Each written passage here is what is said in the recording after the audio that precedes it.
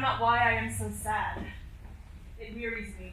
You say it wearies you, but how I caught it, found it, came by it, what stuff 'tis made of, whereof it is born, I am to learn.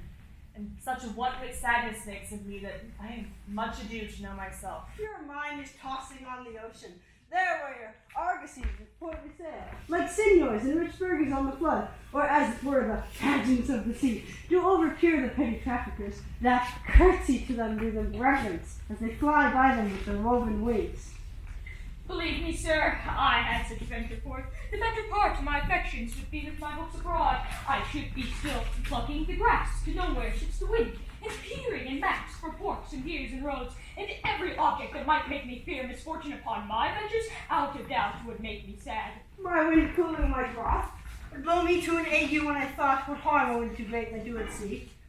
I should not see the sandy hourglass run, but I should think of shallows and of flats, and see my wealthy Andy dark in sand, bearing her high top lower than her ribs. To kiss her burial, should I go to church and see the holy edifice of stone, and not bethink me straight of dangerous rocks, which touching but my gentle vessel's side, would scatter all her spices on the stream, enrobe the roaring waters with my silks, and in a word, and even now worth this, and now worth nothing. Shall I have the thought to think on this, and shall I lack the thought that such a thing to chance would make me sad? But tell not me, I know Antonio is sad to think upon his merchandise. Believe me, no, I thank my fortunes for it. My ventures are not in one bottom trusted, nor to one place, nor is my whole estate upon the fortune of this present year. Therefore, my merchandise makes me not sad. Why, then, you were in love. Aye. Not in love neither. Then let us say you are sad because you are not married, and 'twere as easy for you to laugh and leap and say you are married than to say you are sad. Now, by two-headed Janus, nature hath framed strange fellows in her time. Some that will evermore peep through their eyes and laugh like parrots at a bagpiper, and other of such vigorous spent, that they'll not show their teeth in way of smile, though Nestor swear the jest do be laughable. Here comes Bassanio, the most royal statesman brought to the audio, and Lorenzo.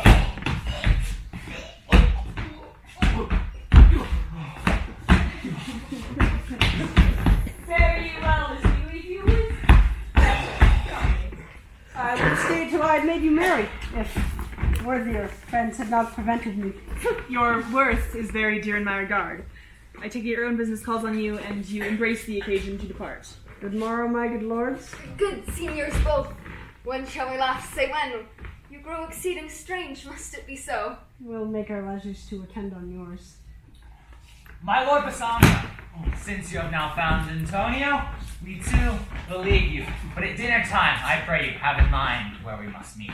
I will not fail you. Signor Antonio, you look not well. You have too much respect upon the world. They do lose it that you buy it with much care. Believe me, you are marvelously changed. I hold the world but as the world, Gratiano. A stage where every man must play a part, and mine a sad one. Let me play the fool. With mirth and laugh, let old wrinkles come, and let my liver rather heat with wine than my heart cool with mortifying groans. Why should a man whose blood is warm within sit like his grandsire cut in alabaster, sleep when he wakes, and creep into the jaundice by being peevish? I tell thee what, Antonio, I love thee, and it is my love that speaks. There are a sort of men whose visages do cream and mantle like a standing pond, and to a wilful stillness entertain, with purpose to be dressed in an opinion of wisdom, gravity, profound conceit.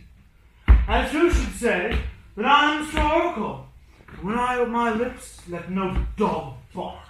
Oh, my Antonio, I do know of these, and therefore only reputed wise for saying nothing.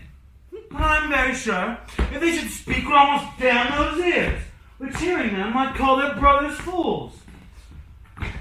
I'll tell thee more of this another time, but fish not with this melancholy bait, for this fool does in this opinion. Come, good Lorenzo. Fairly well, while I'll end my exhortation after dinner. Well, we leave you then, till dinner time. I must be one of these same dumb wise men, for Gratiano never lets me speak.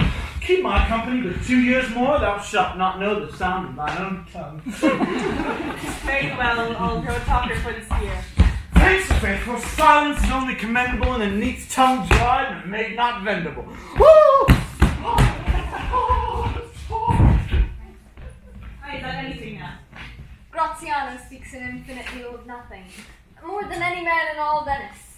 His reasons are as 2 grains of wheat hid in 2 bushels of chaff. You shall seek all day ere you find them, and when you have them, they're not worth the search. Well, tell me now, what lady is the same to whom you swore a secret pilgrimage that you today promised to tell me of? 'Tis not unknown to you, Antonio, how much I have disabled my estate by something showing a more swelling port than my faint means would grant continuance. Nor do I now make room to be abridged from such a noble rate, but my chief cares come fairly off from the great debts, wherein my time something too prodigal hath left me gaged. To you, Antonio, I owe the most in money and in love. And from your love, I have a warranty to unburden all my plots and purposes, how to get clear of all the debts I owe. I pray you, good Bassanio, let me know it. And if it stand as you yourself still do with me, I have honor. Be assured, my person, my extremest means lie all unlotched to your occasions.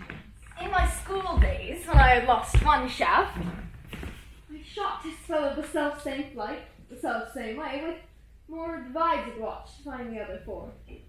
And by adventuring both, I outfound both.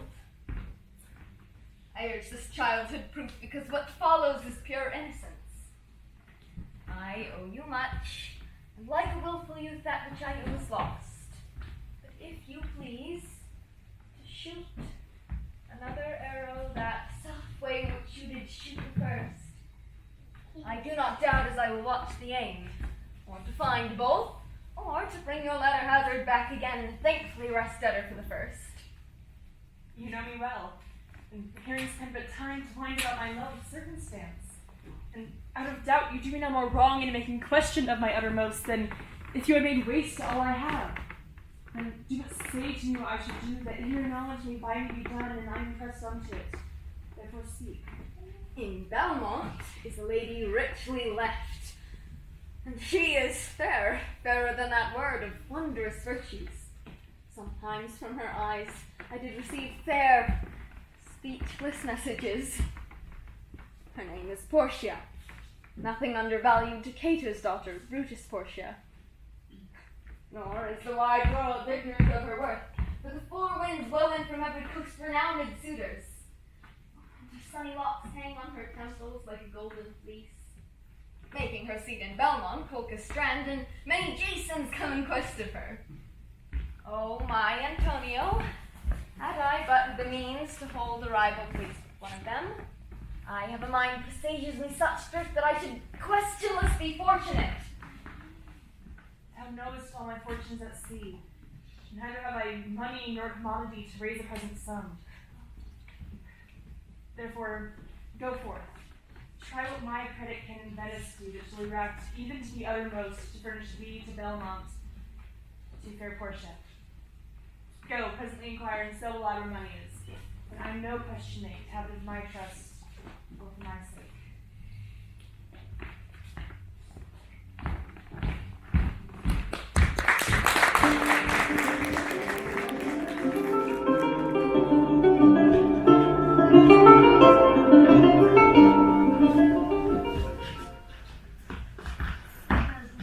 I'm my troth, nurse, and my little body is weary of this great world. You would be so sweet, madam, if your miseries were in the same abundance as your good fortunes are. And yet, for aught I see, there is sick that serve it with too much, as they that starve with nothing. It is no mean happiness, therefore, to be seated in the mean. Superfluity comes sooner by white hairs, but competency lives longer. Good sentences and well pronounced. They would be better if well followed. If to do were as easy as to know what were good to do, chapels have been churches and poor man's cottages princes' houses. It is a good divine that follows his own instructions. I can easier teach 20 what were good to be done than be one of the 20 to follow mine own teachings. The brain may devise laws for the blood, but a hot temper leaps over a cold decree. Such a hair is madness to youth to skip o'er the meshes of good counsel of the cripple. For this reason is not in the fashion to choose me a husband. Oh me, the word choose! I may neither choose whom I would nor refuse whom I dislike. Such is the will of a living daughter curbed by the will of a dead father. Is it not hard, Nerissa, that I may neither choose one nor refuse none? Your father was ever virtuous, and holy men at their deaths have good inspirations. Therefore the lottery he devised in these 3 chests of gold, silver, and lead, whereof who chooses his name chooses you, will no doubt never be chosen by any rightly, but one who you shall love. But what warmth is there in your affection towards any of these princely suitors that are already come? I pray thee, or name them, and as thou namest them, I will describe them. And according to my description, level my affection. First there's the Neapolitan prince. Aye, that's a colt indeed, for he does nothing but talk of his horse. And he makes it a great appropriation to his own good parts that he can shoe him himself. I am much afeard my lady his mother played false with a smith. Then there's the County Palatine. He doth nothing but frown, as who should say, and you will not have me choose. He hears merry tales and smiles not. I fear he will prove the wicked philosopher when he grows old, being so full of unmannerly sadness in his youth. I had rather be married to a death's head with a bone in its mouth than either of these. God defend me from these 2. How say you by the French lord, Monsieur de Bon? God made him, and therefore let him pass for a man. In truth, I know it is a sin to be a mocker, but he hath the horse better than the Neapolitans, a better bad habit of frowning than the County Palatine. He's every man can know man. If a throstle sing, he falls straight to capering. He will fence with his own shadow. If I should marry him, I should marry 20 husbands. If he should despise me, I would forgive him, for if he loved me to madness, I should never requite him. What say you then to Falconbridge, the young Baron of England? You know I say nothing to him, for he understands not me, nor I him. He hath neither Latin, French, nor Italian, and you will come into the court and swear that I have a poor pennyworth in the English. He is a proper man's picture. But alas, who can converse with a dumb show? How oddly he is suited. I think he bought his doublet in Italy, his bonnet in Germany, his round hose in France, and his behavior everywhere. What think you of the Scottish lord, his neighbor? But he had a neighborly charity in him, for he borrowed the box of the ear of an Englishman, and swore he would pay him again when he was able to. I think the Frenchman became his surety, sealed under for another. How like you the young German, the Duke of Saxony's nephew? Very vilely in the morning when he is sober, and most vilely in the afternoon when he is drunk. When he is best, he is little worse than a man, but when he is worse, he is little better than a beast. And the worst fall that ever fell, I hope I shall make shift to go without him. If he should offer to choose, and choose the right casket, you should refuse to perform your father's will, if he should refuse to accept him. Therefore, in fear of the worst, I pray thee, set a deep glass of reddish wine on the contrary casket, for if the devil be within, and that temptation without, I know he will choose it. I will do anything, Nerissa, ere I'll be married to a sponge. You need not fear, lady, the having of any of these lords. They have acquainted me with their determination, which is indeed to return to their home, trouble you with no more suit, unless you may be won by some other sort than your father's imposition, depending on the caskets. If I live to be as old as Sibylla, I will die chaste as Diana, and thus I be obtained in the manner of my father's will. I am glad this parcel of wooers is so reasonable, for there is not one among them but I dote on his very absence, and I wish them a fair departure. Do you not remember, lady, in your father's time, a Venetian, a scholar and a soldier that came hither in the company of the Marquis of Montferrat? Yes, it was Bassanio. As I think so was he called. True, madam, he of all men that ever my foolish eyes looked upon was the best deserving a fair lady. I remember him well, and I remember him worthy of thy praise. And now what news? The four strangers seek for you, madam, to take their leave, and there is a forerunner come from a fifth, the Prince of Morocco, who brings word the prince's master will be here tonight. If I could bid the fifth welcome with so good heart as I can bid the other four farewell, I would be glad of his approach. If he have the condition of a saint and the complexion of a devil, I had rather he should shrive me than wive me. Come, Lisa, Sarah go before.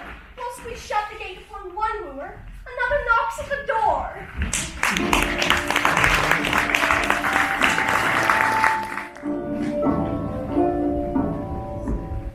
3,000 ducats. Wow.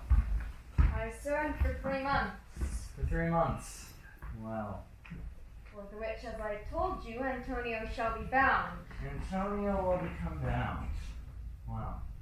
May you stead me, will you pleasure me, shall I know your answer? 3,000 ducats for 3 months, and Antonio shall become bound. Your answer to that. Antonio is a good man. Have you heard any imputation to the contrary? Oh, no. My meaning in saying he is a good man is to have you understand me that he is sufficient. Yet his means are in supposition. He hath an argosy bound to Tripolis, another to the Indies. I understand moreover upon the Rialto he hath a third at Mexico, a fourth for England, and other ventures he hath squandered abroad. But ships are but boards, sailors but men. There be land rats and water rats, water thieves and land thieves. I mean pirates. And then there's the perils of the waters, winds, rocks. The man is, notwithstanding, sufficient. 3,000 ducats. I think I may take his bond. Be assured you may.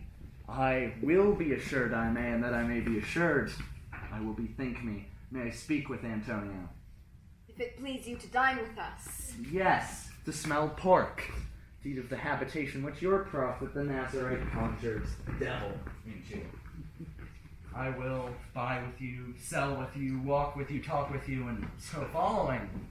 But I will not eat with you, drink with you, nor pray with you. What news on the Rialto? Who is he comes here? This is Signor Antonio. Oh, like a fine publican he looks. I hate him. He is a Christian, but more in that low simplicity that he lends out money gratis and brings down the rate of usage here with us in Venice. If I can catch him once upon the hip, I will feed fat the ancient grudge I bear him. He hates our sacred nation and rails even where merchants most do congregate on me, my bargains, and my well-worn thrift, which he calls interest. Cursed be my tribe if I forgive him. Shylock, do you hear? I am debating with my present store, and besides, by the near guess of my memory, I cannot instantly raise up the gross of full 3,000 ducats, but what if that Tubal, a wealthy Hebrew of my tribe, will furnish me? But soft, how many months do you desire? Rescue fair, Signor, your worship was the last man in our mouths. Shylock, albeit I neither lend nor borrow by taking nor by giving of excess, yet to supply the right wants of my friend, I'll break a custom. You see I possess how much you would? 3,000 ducats. And for 3 months. I had forgot 3 months. You told me so. Let me see, but here, methought you said you neither lend nor borrow upon advantage. I can never use it. When Jacob graced his uncle Laban's sheep, this Jacob from our holy Abram was, as his wise mother wrought on his behalf, the third possessor. Aye, he was the third. Yes, and what of him? Did he take interest? No, not take interest, not as you'd say, directly interest, but mark what Jacob did. when Laban and himself were compromised that all the Eanlings which were streaked and pied should fall from Jacob's hire, to use being rank in them devotum, turn it to the rams. And when the work of generation was between these woolly breeders in the act, the skillful shepherd killed me certain once, and in the doing of the deed of kind he stuck them up before the fulsome ewes, who then conceiving did in eaning time fall party-colored lambs, and those were Jacob's. This was a way to thrive, and he was blessed, and thrift is blessing if men steal it not. This was a venture, said Jacob served for, a thing not in his power to be passed, but rather swayed and fashioned by the hand of heaven. Is this inserted to make interest good, or is your gold and silver ewes and rams?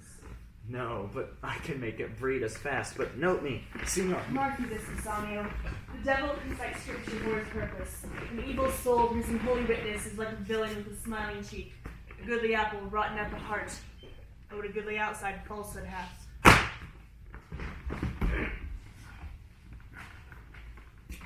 3,000 ducats.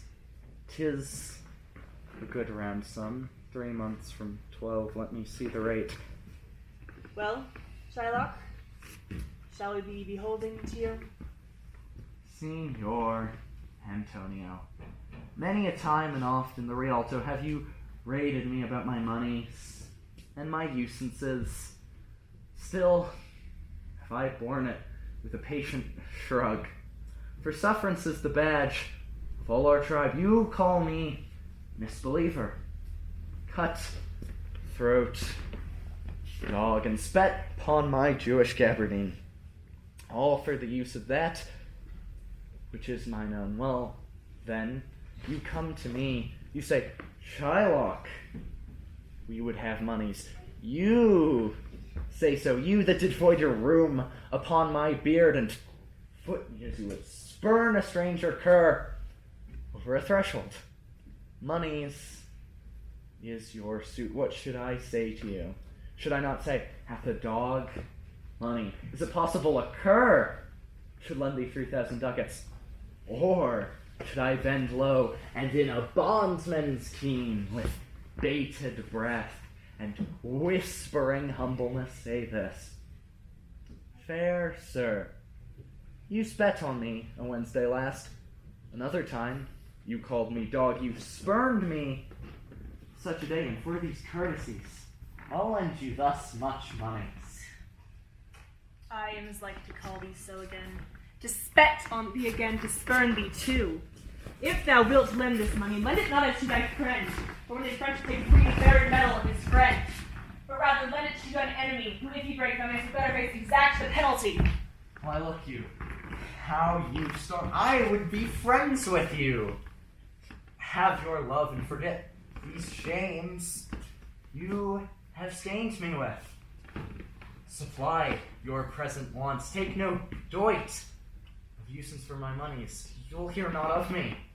This is kind I offer. This were kindness.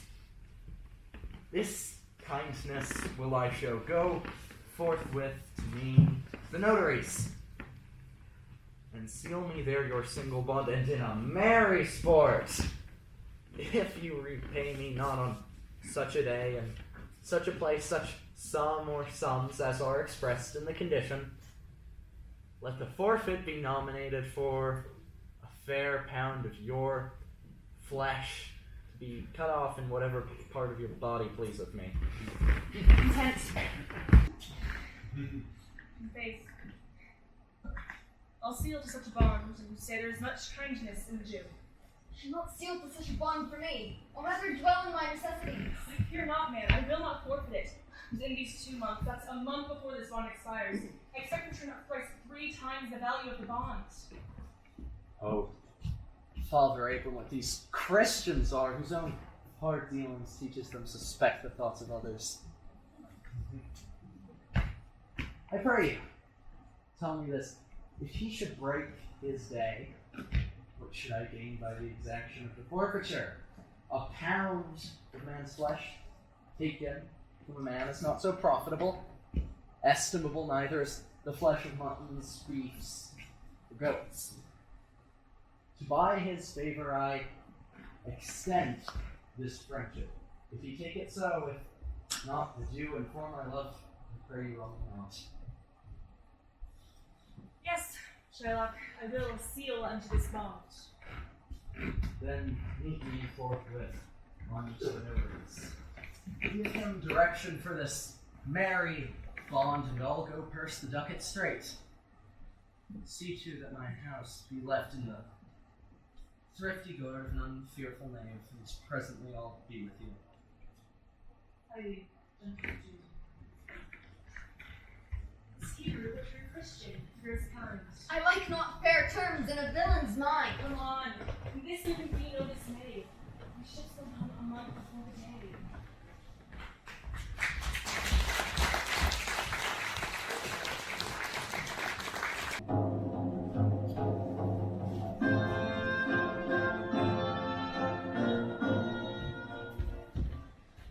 Mislike me not for my complexion, withery of and to whom I am a neighbor and near bred. Bring me the fairest creature northward born, where Phoebus' fire scarce thaws the icicles, and let us make incision for your love, to prove whose blood is reddest, his or mine. I tell thee, lady, this aspect of mine hath feared the valiant. By my love, I swear, best regarded virgins of our clime hath loved it too. I would not change this hue, except to steal your thoughts, my gentle queen. In times of choice, I am not solely led by nice direction of a maiden's eyes. Besides, the lottery of my destiny bars me the right of voluntary choosing. But if my father had not scanted me and hedged me by his wit to yield myself his wife that wins me by that means I told you, your self-renowned prince then stood as fair as any comer I've looked on yet for my affection. Even for that, I thank you. By this scimitar that slew the Sophia Persian prince, that won 3 field sultan Solomon, I would stare the sternest eyes that look, outbrave the heart most daring on this earth, pluck the young sucking cub from the she-bear, yea, mock the lion when it roars for prey, to win thee, lady. But alas the while, if Hercules and Lycus play at dice, which is the better man? The greater throw may turn by fortune from the weaker hand. So is Alcides beaten by his rage, and so may I, blind fortune leading me, miss that which one unworthier may attain, and die with grieving. You must take your chance, and either not attempt to choose at all, or swear before you choose, if you choose wrong, never to speak to lady afterward in way of marriage. Therefore be advised. Nor will not. Come, bring me on to my chance. First forward to the temple. After dinner your hazard shall be made. Good fortune, then, to make me first and blessed among men.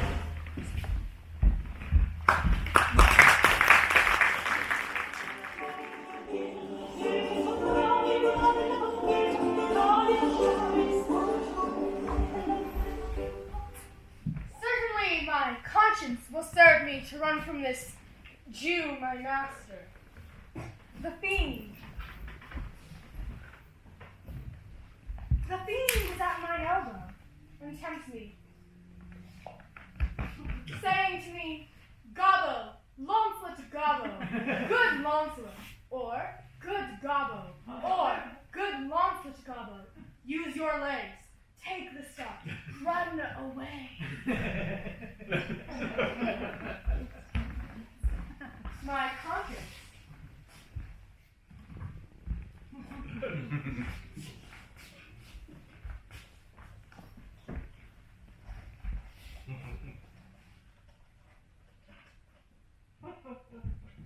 My conscience says, no. Take heed, honest Launcelot. Take heed, honest Gobbo. Or as aforesaid, my honest friend Launcelot Gobbo, do not run. Scorn running with thy heels. Well, the most courageous fiend bids me pack. Here, says the fiend. Away, says the fiend. For the heavens, rouse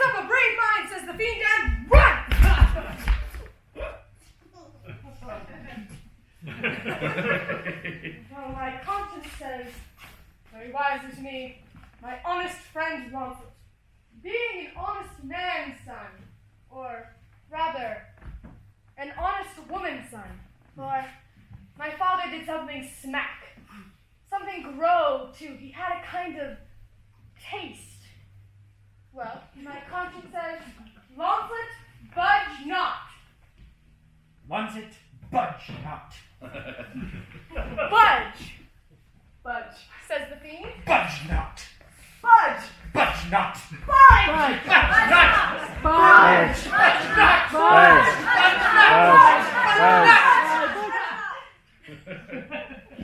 Conscience, say I, you counsel well. Fiend, say I, you counsel well.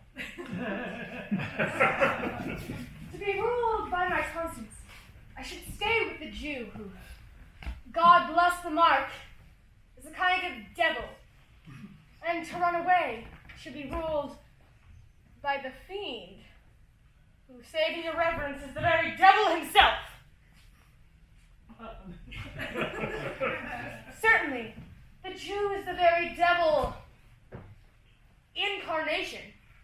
And in my conscience is a kind of hard conscience to offer to counsel me to stay with the Jew. The fiend offers the more friendly counsel.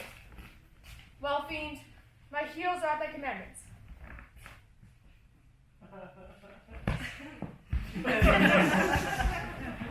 I will run. Master, young man, you, I pray you, which is the way to master Jews? Oh heavens, this is my true begotten father, who being more than sand blind, high gravel blind, knows me not. I will try confusions with him. Master, young gentleman, I pray you, which is the way to master Jews?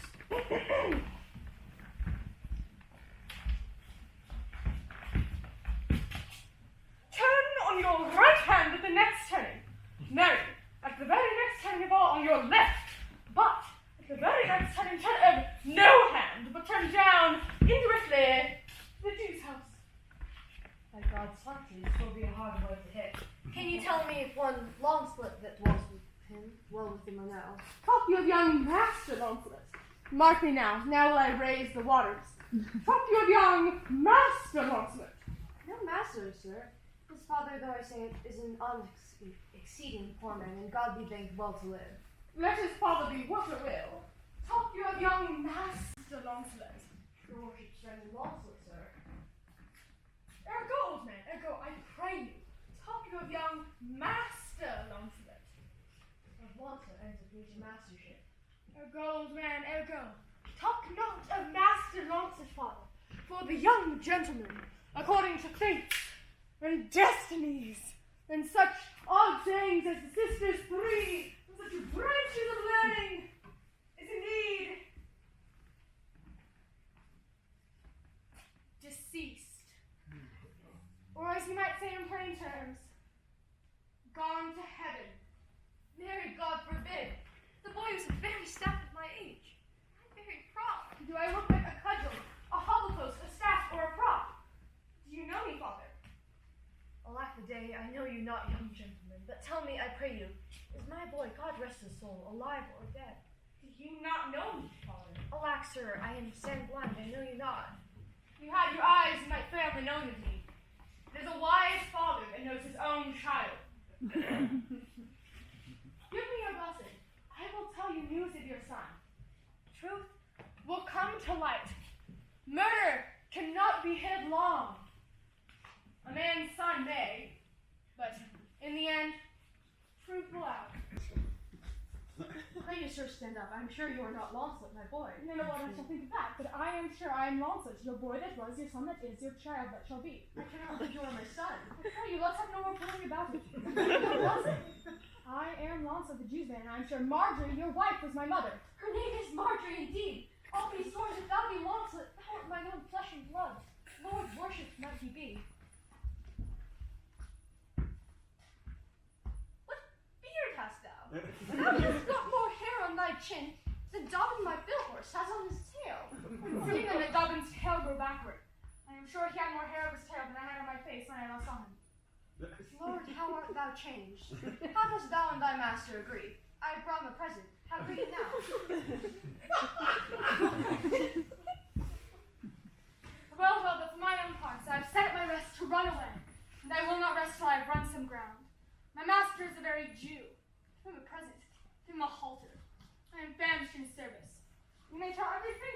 with my ribs. Father, I am glad you are come. Give your present me unto one Master Bassanio, who gives rare new liveries. If I serve not him, I will run as far as God have any ground. Oh, rare fortune, here comes the man! Chew him, father, for I'm a Jew if I serve a Jew any longer. You may do so, but let it be so hasted that supper be ready at the farthest by 5 o'clock. See these letters delivered, put the liveries to making, and desire Graziano to come in unto my lodging. Chew him, father! God bless your worship. Mercy, wouldst thou ought with me? Here's my son, sir. A poor Not the poor boy, sir, but the rich Jew's man, that's what, sir, as my father shall specify. He hath a great infection, sir, as one would say to serve. To be very brief, I have a desire, as my father shall fruitify unto you.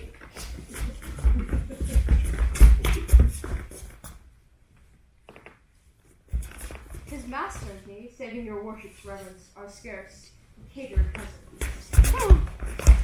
To be very brief, the very truth is, I serve the Jew who, having done me wrong, doth cause me, as my father, shall fruitify unto you.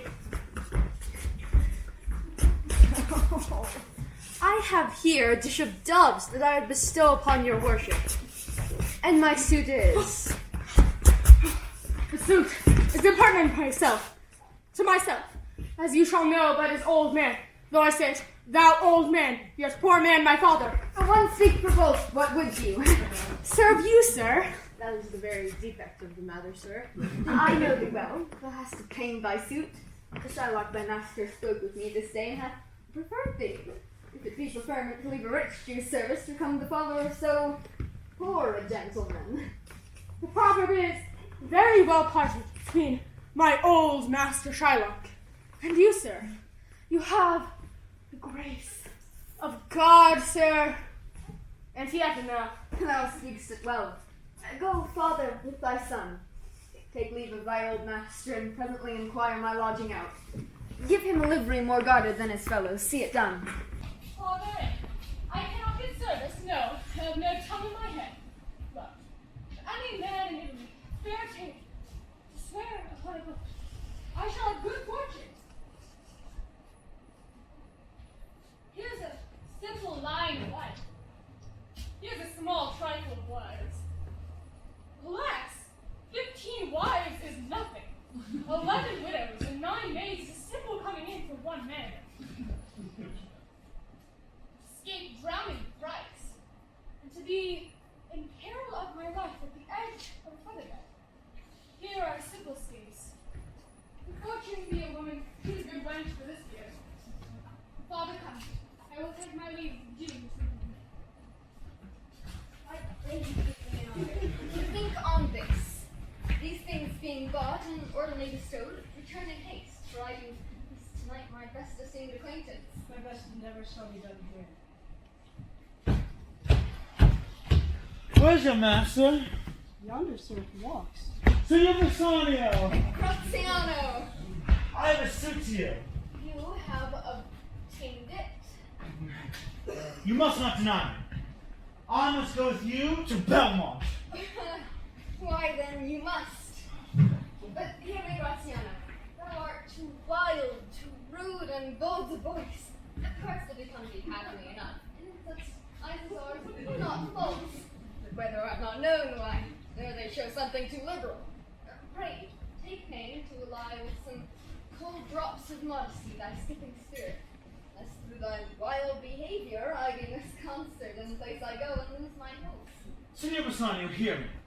If I do not put on a sober habit, talk with respect, swear but now and then, wear prayer books in my pocket, look demurely, nay more, while grace is saying, put mine eyes, bless my hat, sigh, and say amen. Use all the observance and civility as one well studied in the sad ascent to places grand down. Never trust me more. We shall see your bearer.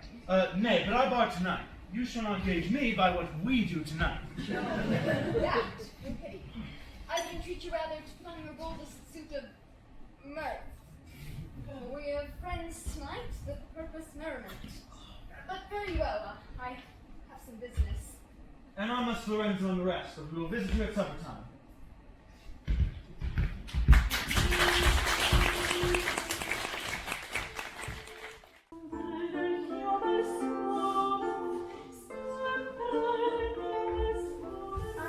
I am sorry that will please my father so. Our house is hell, and thou, a merry devil, didst rob it of some taste of tediousness.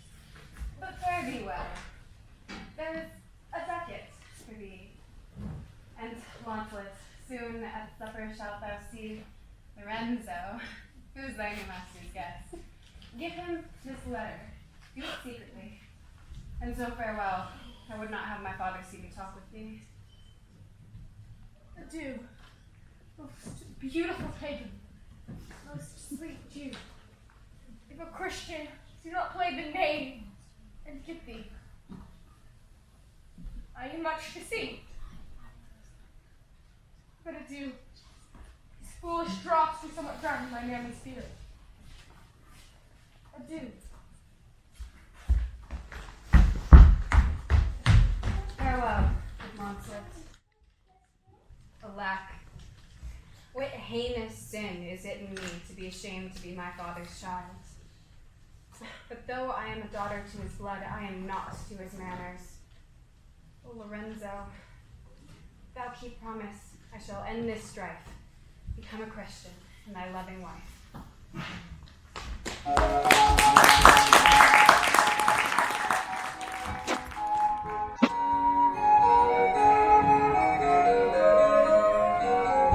Nay, we slink away in supper time, disguised as my lodging and return, all in an hour. We have not made good preparation. We have not spoken yet of torchbearers. 'Tis vile unless you make acquaintance in order to adventure in my mind not undertook.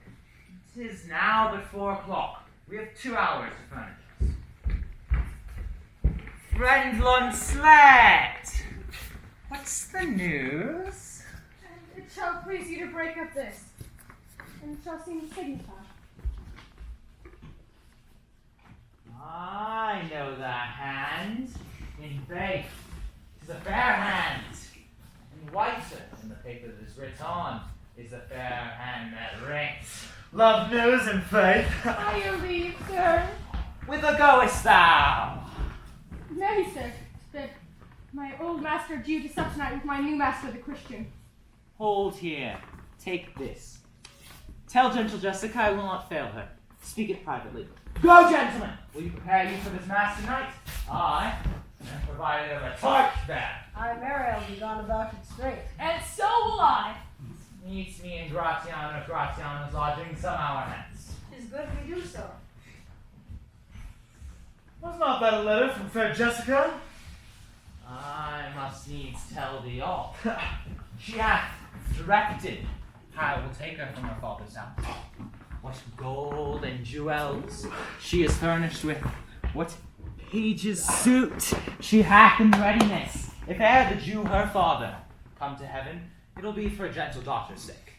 And never dare misfortune cross her foot, unless she do it under this excuse, that she is issue to a faithless Jew. Come, go with me. Peruse this as thou goest. Fair Jessica shall be my torch bearer.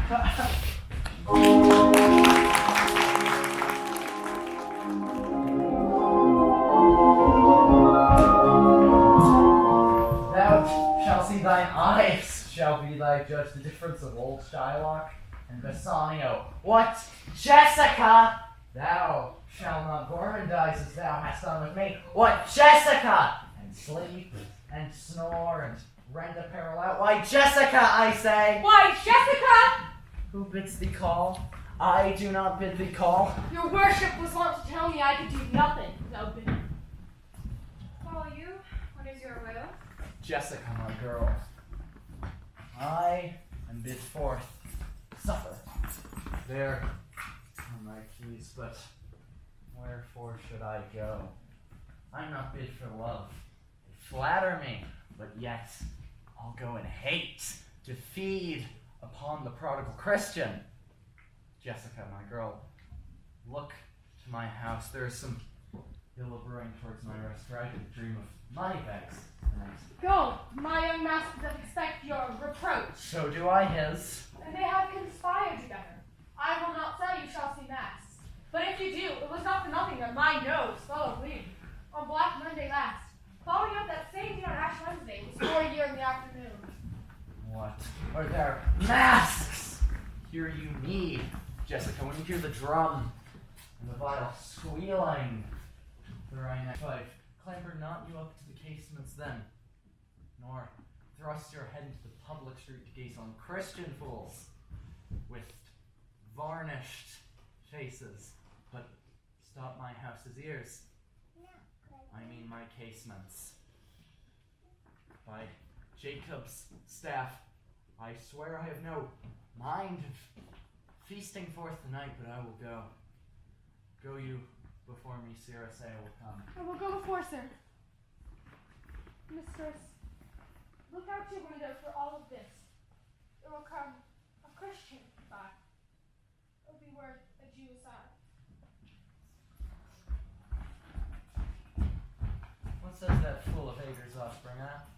His words were, "Farewell, mistress. Nothing else?" This hatch is kind enough, but a huge feeder. Snail, slow in profit. He sleeps by day more than the wildcat.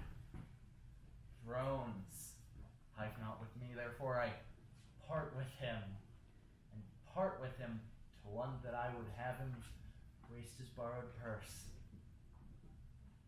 Well, Jessica, go in. Perhaps I will return immediately. Do as I bid you, shut doors after you. Fast bind, fast find. Proverb never stale and thrifty mind.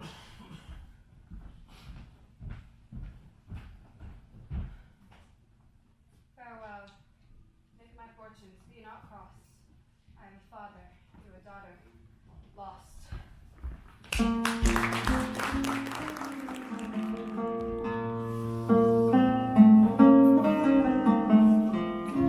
This is the penthouse under which Lorenzo desires to make a stand. His hour is almost past. And it is marvel here dwells his hour, for lovers never run before the clock. Oh, 10 times faster Venus pigeons fly. They steal one's bonds to be made them their one, to keep obliged faith and forfeited. That ever holds. Who rises from a feast with that keen appetite when he sits down? Where is the horse that doth untread again his tedious measures with the embated fire that he did pace them first? All things that are with more spirit chased than enjoyed. How like a yonker, a prodigal, that scarfed bark, puts from her native bay, hugged and embraced by the strumpet wind. How like a prodigal does she return, with all-weathered ribs, ragged sails, lean rent, beggared by the strumpet wind. Here comes Lorenzo, more of this hereafter. Sweet friends, your patience for my long abode. Not I, but my affairs that made you wait. When you shall please to play the thieves for wives, I'll watch as long for you then. Approach. Here dwells my father, Jew. Oh, who's within? Who are you? Tell me for more certainty, albeit I'll swear that I may know your tongue. Lorenzo, and thy love. Lorenzo, sir, my love indeed, who love I so much? And now who knows you, Lorenzo, whether I am yours? Heaven and thy thoughts are witness that thou art. Here, catch this casket. It is worth your pains. I am glad 'tis night you do not look upon me for any shame of my exchange. But love is blind, and lovers cannot see the pretty follies that themselves commit. For if they could, Cupid himself would blush to see me thus transformed into a boy. Descend, for you must be my torch bearer. What, must I hold a candle to my shames? And themselves are too light. Why, 'tis an office of discovery, love, and I should be obscured. So you are sweet even in the lovely garnish of the boy. But come at once, for the close night doth play the runaway, and we are stayed for Basania's feast. I will make fast the doors and give myself some more depths and be with you short. Now by my hood, a gentle and no Jew. Beshrew me, but I love her heartedly. For she is wise, if I can judge of her, and fair she is, if my eyes be true. And true she is, as she hath proved herself, and like herself, wise, fair, and true. she hath been placed in my constant soul. What?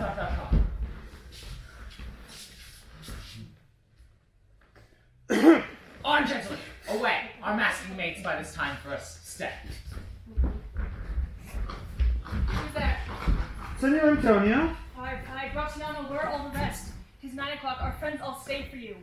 No mass tonight. The winds come about. The sunny and pleasant will go aboard. I sent 20 out to seek for you. I'm glad on it. I desire no more delight than to be under sail and gone tonight.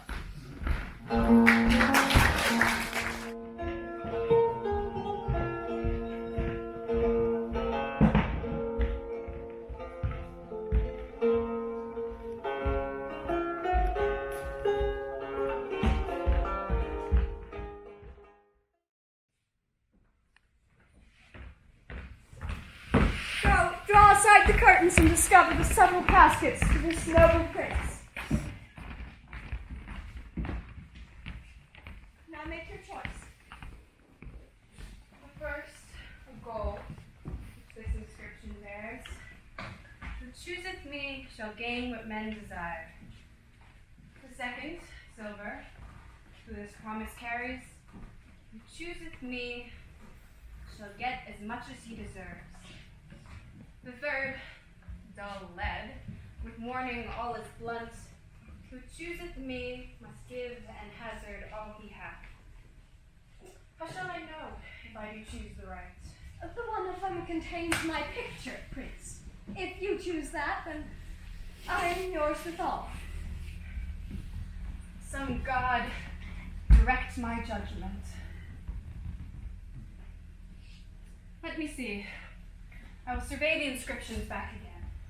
What says this leaden casket? Who chooseth me must give and hazard all he hath. Must give for what? For lead?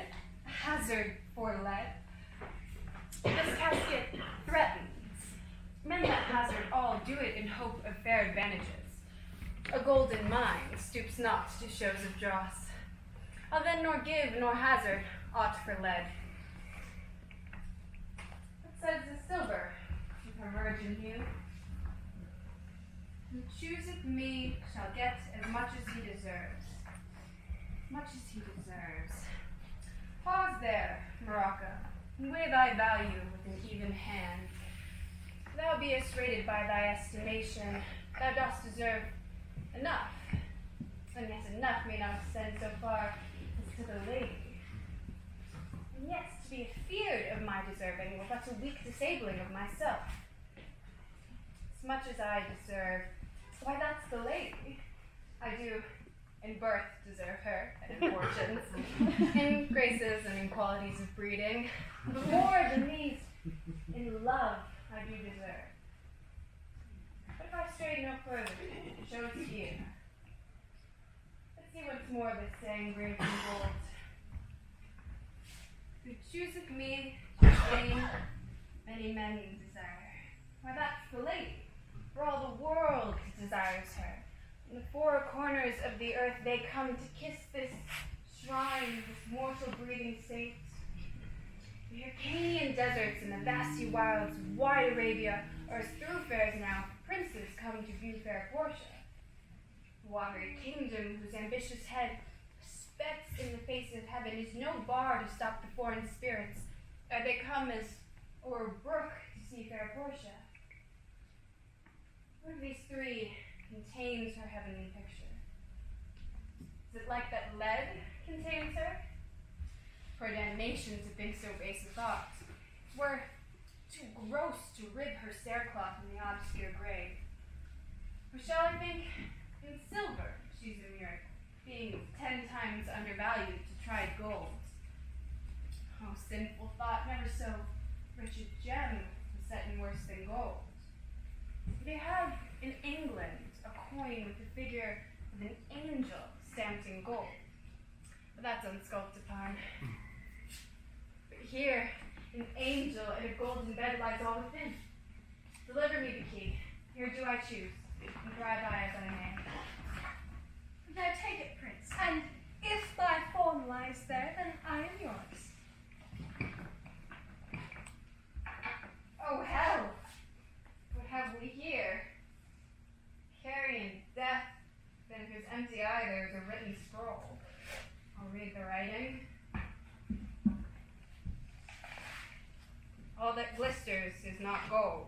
Often have you heard that told. Many a man his life hath sold, but my outside to behold. Gilded timber do worms enfold. Had you been as wise as bold, young in limbs, in judgment old, your answer had not been inscrolled. Fare you well, your suit is cold. Cold indeed, and labor lost. And farewell heat, and welcome frost. Portia, adieu. I have too grieved a heart to take a tedious leave. Thus losers part. A gentle riddance. Draw the curtain, go. Let all of his complexion choose me so.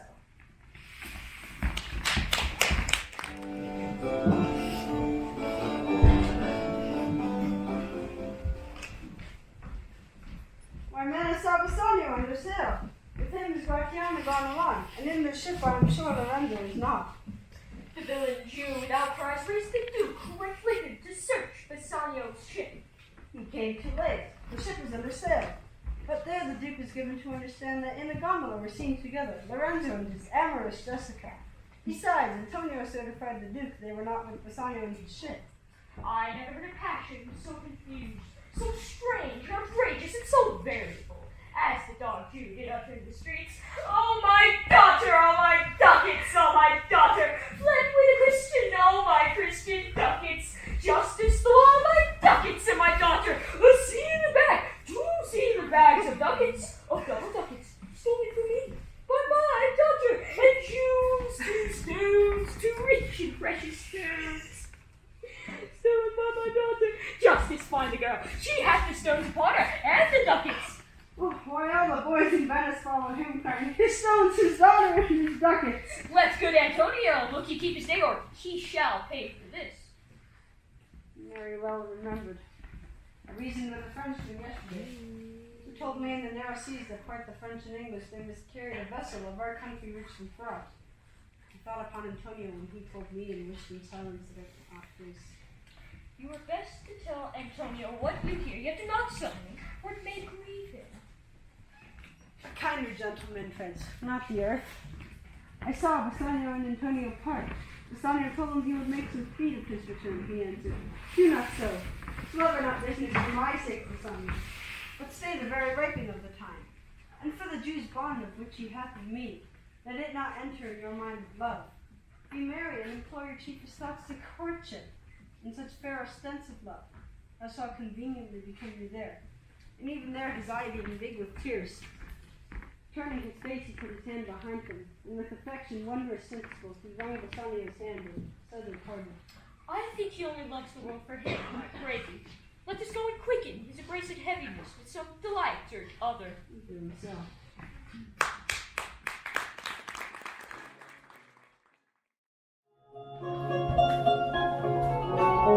Quick, I pray thee.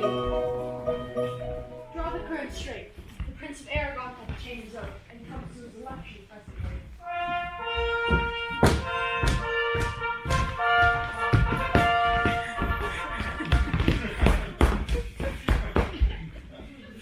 There stand the caskets, noble Prince. If you choose that wherein I am contained, straight shall our nuptial rites be solemnized. But if you fail, without more speech, my lord, you must be gone from hence immediately. I am enjoined by oath to observe 3 things. First, never to unfold to anyone caskets as I choose. Next, I do fail the right casket. Never again to woo a maid in the way of marriage. Third, I do fail in fortune of my choice immediately to leave you. Be gone. To these injunctions everyone doth swear that comes to hazard from my worthless self. And so I have addressed me. Fortune now to my heart's health. Gold, silver, and base lead. Who chooseth me must give and hazard all he hath. Show us fair ere I give her hazard. This is a golden chest. Ah, let me see. Who chooseth me will give what many men desire. What many men desire. That many may be met by the fool not learning more than the fond eye of teach, which pries to the interior, like the mother to build on the outward wall, even in the force and road of casualty. I will not choose what many men desire, because I will not jump to common spirits and rank me with the barbarous multitudes.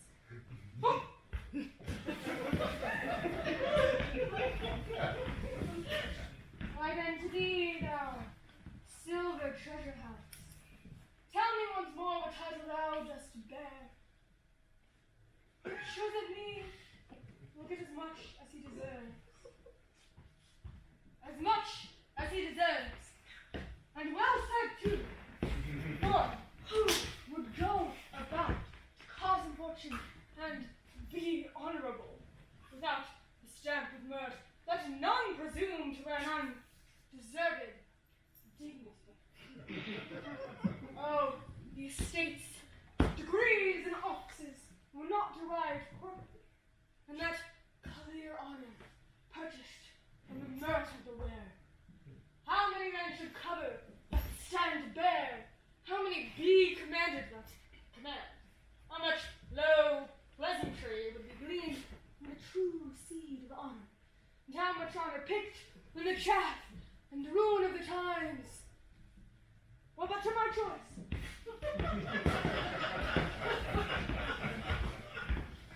Who chooseth me will get as much as he deserves.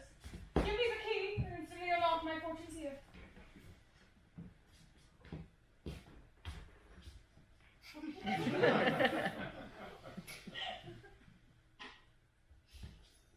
Too long a pause for that which you find here. What is here? The portrait of a blinking idiot! Presenting me a schedule, I will read it. How much unlike Portia thou art! How much unlike my hopes and deservings! 'Tis my prize, I might desert no better. To offend and judge are of distinct offices and of opposite natures. What is here?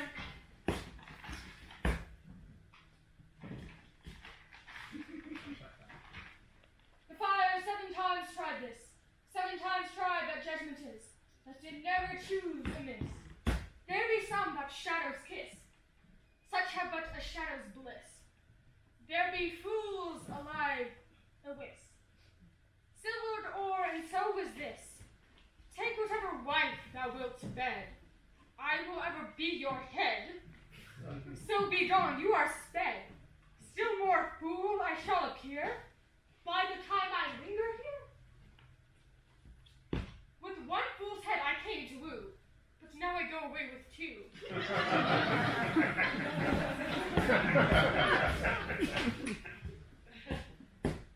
Sweet adieu. I will keep my oath patiently to bear my rope.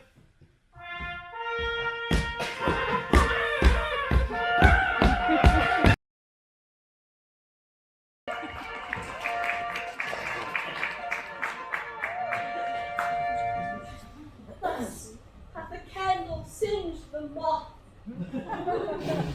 Oh, these deliberate fools! When they do choose, they have the wisdom by their wits to lose. The ancient saying is no heresy. Hanging in Wyvern goes by destiny.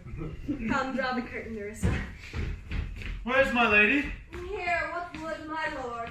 Madam, there is alighted at your gate a young Venetian gentleman, one that comes before to signify the approaching of his lord, from whom he bringeth sensible regrets, to wit commends and courteous breast, gifts of rich value, to have not seen so likely an ambassador of love. A day in April never came so sweet to show how costly summer was at hand, as this first spur before his lord. No more, I pray thee.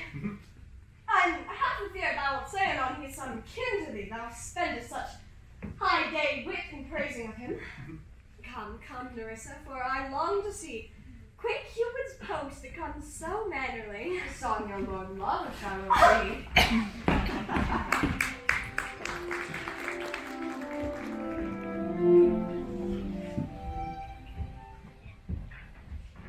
Now, what news on the Rialto? Why, yet it lives there unchecked, that Antonio hath a ship ship of rich lady wrecked on the narrow seas. The Goodwind, I think they call the place, a very dangerous blast, and fatal, where the carcasses of many a tall ship lie buried. As they say, if my gossip report be an honest woman of her word. I would she were as lying as a gossip in that ever-napped ginger, or made her neighbors believe she wept for the death of her fair husband, but it is true, without any slips of prolixity or crossings, or plain how I've talked of the good Antonio, the honest Antonio. Oh, I had a title good enough to keep his name company. Come, the full stop. Ha! What sayest thou? Why, the end is he hath lost a ship. And what it might prove the end of his losses. Let me say amen betimes, lest the devil cross my prayer, for he comes in the likeness of a Jew. How now, Shylock? What news among the merchants? You knew none so well as you, of my daughter's flight. That's certain. I, for my part, knew the tailor that made the wings she flew withal. And Shylock, for his own part, knew that the bird was flesh, and it is the reflection of them all that leads the damned. She is damned for it. That's certain, if the devil may be her judge. My own flesh and blood to rebel. Out upon it, old chariot! Rebels it at these years? I say my daughter is my flesh and blood. There is more difference between thy flesh and hers than between jet and ivory. More between your bloods than there is between red wine and Venice. But tell us, do you hear whether Antonio have had any loss at sea or no? There, I have another bad match. A bankrupt, a prodigal, who dare scarce show his head on the Rialto. A beggar that was used to come so smug upon the mart. Let him look to his bond. He was wont to call me usurer. Let him look to his bond. He was wont to lend money for a Christian courtesy.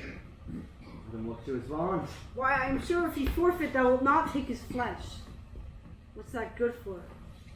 To bait fish withal. If he will feed nothing else, it will feed my revenge. He hath disgraced me, and hindered me 500,000 left, at my losses mocked, at my gains scorned my nation, thwarted my bargains, cooled mine friends, heated mine enemies. What's the reason? I am a Jew. Hath not a Jew eyes? Hath not a Jew hands, organs, dimensions, senses, affections, passions, fed, same food, hurt, the same weapons, subject, same disease, healed by the same means, warmed and cooled by the same winters and summers as a Christian is. If you prick us, do we not bleed? If you tickle us, do we not laugh? If you poison us, do we not die? And if you wrong us, shall we not revenge? If a Jew wrong a Christian, what's his humility? Revenge. If a Christian wrong a Jew, what should his sufferance be by Christian example? Why revenge? The villainy you teach me, I will execute, and it shall go hard, but I will better the instruction. Gentlemen, my master Antonio is at his house and wishes to speak with you both. Oh, we have been up and down to see him.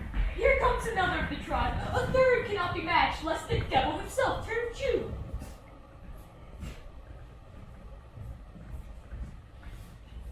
How now, good Tubal? What news from Genoa? Hast thou found my daughter? I often came right in here of her, but cannot find her. Why, there. Diamonds. Found cost me 2,000 ducats in Frankfurt. The curse there fell upon our nation till now. I never felt it till now. 2,000 ducats. Gone in that. And other precious jewels. Would my daughter were dead at my foot and the jewels in her ears. I would my daughter were hearsed at my foot and the ducats in her coffin. And I don't know how much is spent in the search.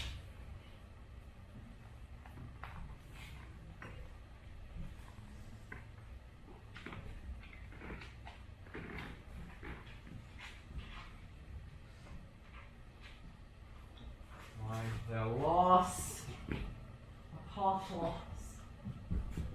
The thief gone with so much and so much spent in the search for the thief.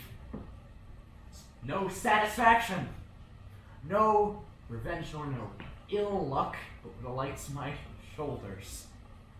No sighs, but am I breathing? No tears, but am I shedding? Yes, other men have ill luck too. Antonio, as I heard, in Genoa. What ill luck? Ill luck? Hath an argosy cast away coming from Tripolis. Thank God.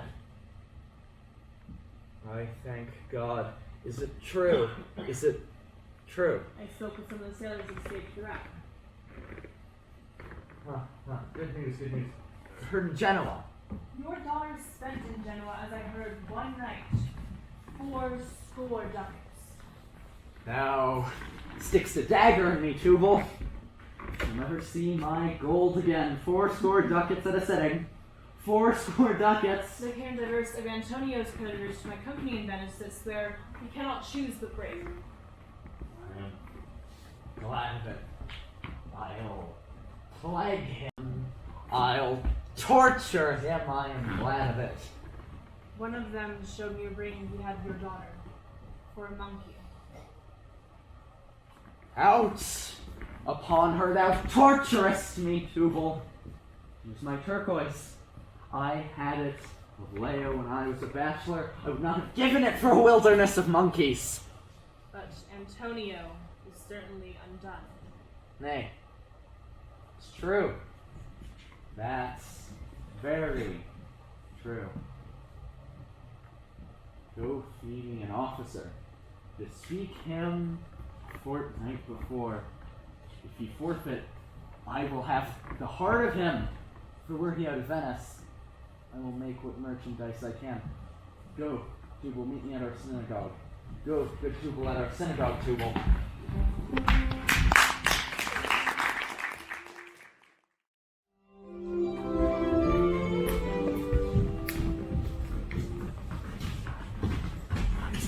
I pray you tarry.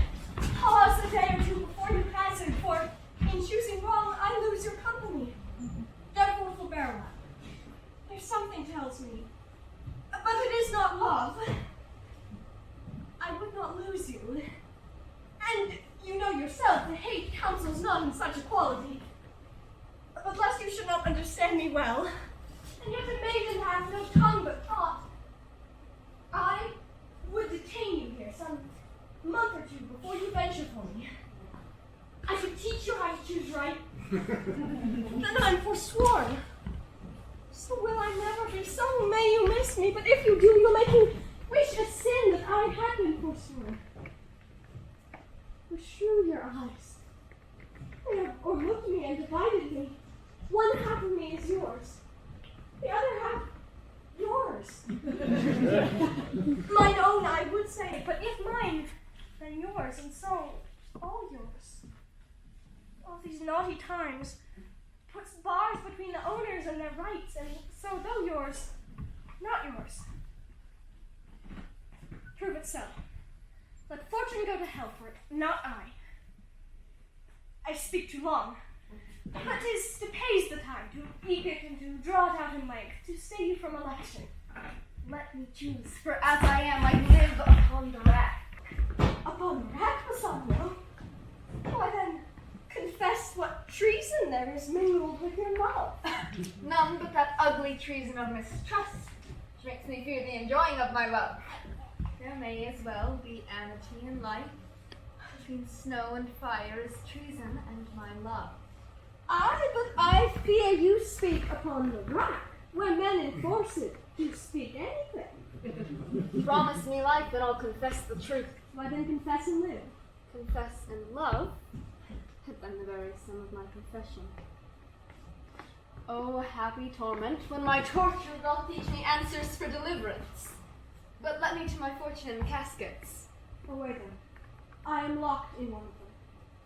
If you do love him, you will find me out. And Nerissa and the rest stand all aloof.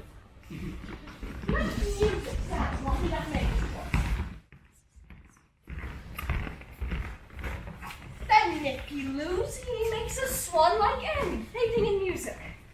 That the comparison may stand more proper, mine eye shall be the stream and watery deathbed. And he may win, and what is music then? And music is even as the flourish when true subjects bow to a new crowned monarch. Such it is as are those dulcet sounds in break of day that creep into a dreaming bridegroom's ear and summon him to marriage. Now he goes with no less presence, but with much more love than young Alcides when he did redeem the virgin tribute paid by howling Troy to the sea monster.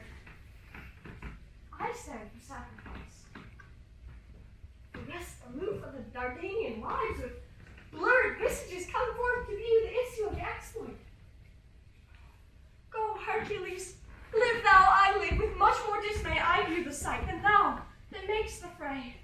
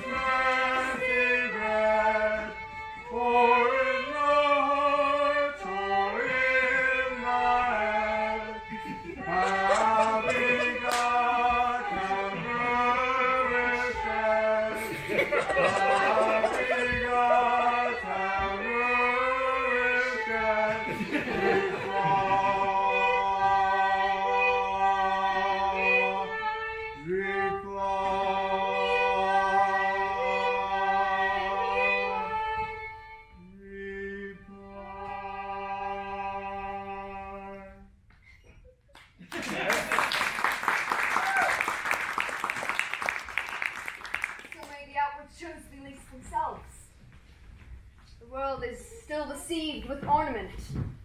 In law, what please so tainted and corrupt, but being seasoned with a gracious voice, obscures the show of evil. In religion, what damned error, but some sober brow will bless it, and approve it with a text, hiding the grossness of fair ornament. There is no voice so simple, but assumes some mark of virtue on its outward parts. How many cowards, whose hearts are all as false as stairs of sand, or yet upon their chins the beards of Hercules and frowning Mars, who enriched have livers white as milk, and these assume but valor's excrement to render them redoubted. Look on beauty, and you shall see 'tis purchased by the weight, which therein works a miracle in nature, making them lightest that wear the most of it. So are these crisped, snaky, golden locks, which make such wanton gambols with the wind upon supposed fairness. often known to be the dowry of a second head, the skull that bred them in the sepulchre. Thus, ornament is but beguiled shore to most dangerous sea. Beauteous scarf failing in Indian beauty. In a word, the seeming truth which cunning time has put on to entrap the wisest. Therefore then, thou gaudy gold, hard food for Midas, I will none of thee. Nor none of thee, thou pale and common drudge between man and man. But thou meagre lead, which rather threatenest than most promise aught. Thy paleness gives me more than eloquence. Here 'tis I to review the consequence. How will other passions fleet to errors, doubtful thoughts and rash embrace despairing, shuddering fear and green-eyed jealousy. Oh, love, be moderate, allay thy ecstasy, in measure reign thy joys. Scandalous excess, I feel too much thy blessing. Make it less, for fear I surfeit. What find I here? Fair Portia's counterfeit.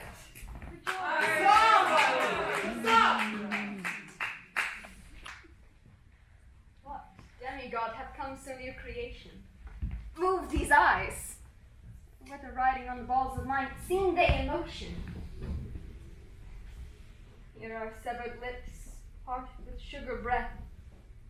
So sweet a bar should sunder such sweet friends. Here, in her hairs, the painter plays the spider, hath woven a golden mesh, which entraps the hearts of men faster than gnats and cobwebs. But her eyes, how could he see to do them? Having made one, methinks it should have power to steal both his and leave itself unfurnished. But look how far the substance of my praise doth wrong the shadow, none deprising it. So far the shadow doth limp behind the substance. Here's the scroll, the continent and summary of my fortune. You that choose not by the view, chance is fair and chooses true. Since this fortune falls to you, be content and seek no new. If you be well pleased with this and hold your fortune for your bliss, turn you where your lady is and claim her with a loving kiss. A gentle scroll. A fair lady, by your leave, I come by note to give and to receive, like one of two contending in prize, thinks he hath done well in people's eyes, hearing applause and universal shout, in spirit still gazing in a doubt, whether those peals of praise be his or no. So Christ, fair lady, stand I even so. Doubtful whether what I see be true, until confirmed, signed, ratified by you. You see me, Lord Bassanio, where I stand such as I am. Though for myself alone, I would not be ambitious in my wish to wish myself much better. Yet, for you, I would be troubled 20 times myself, 1,000 times more fair, 10,000 times more rich, that only to stand high in your account, I might in virtues, beauties, livings, friends exceed accounts.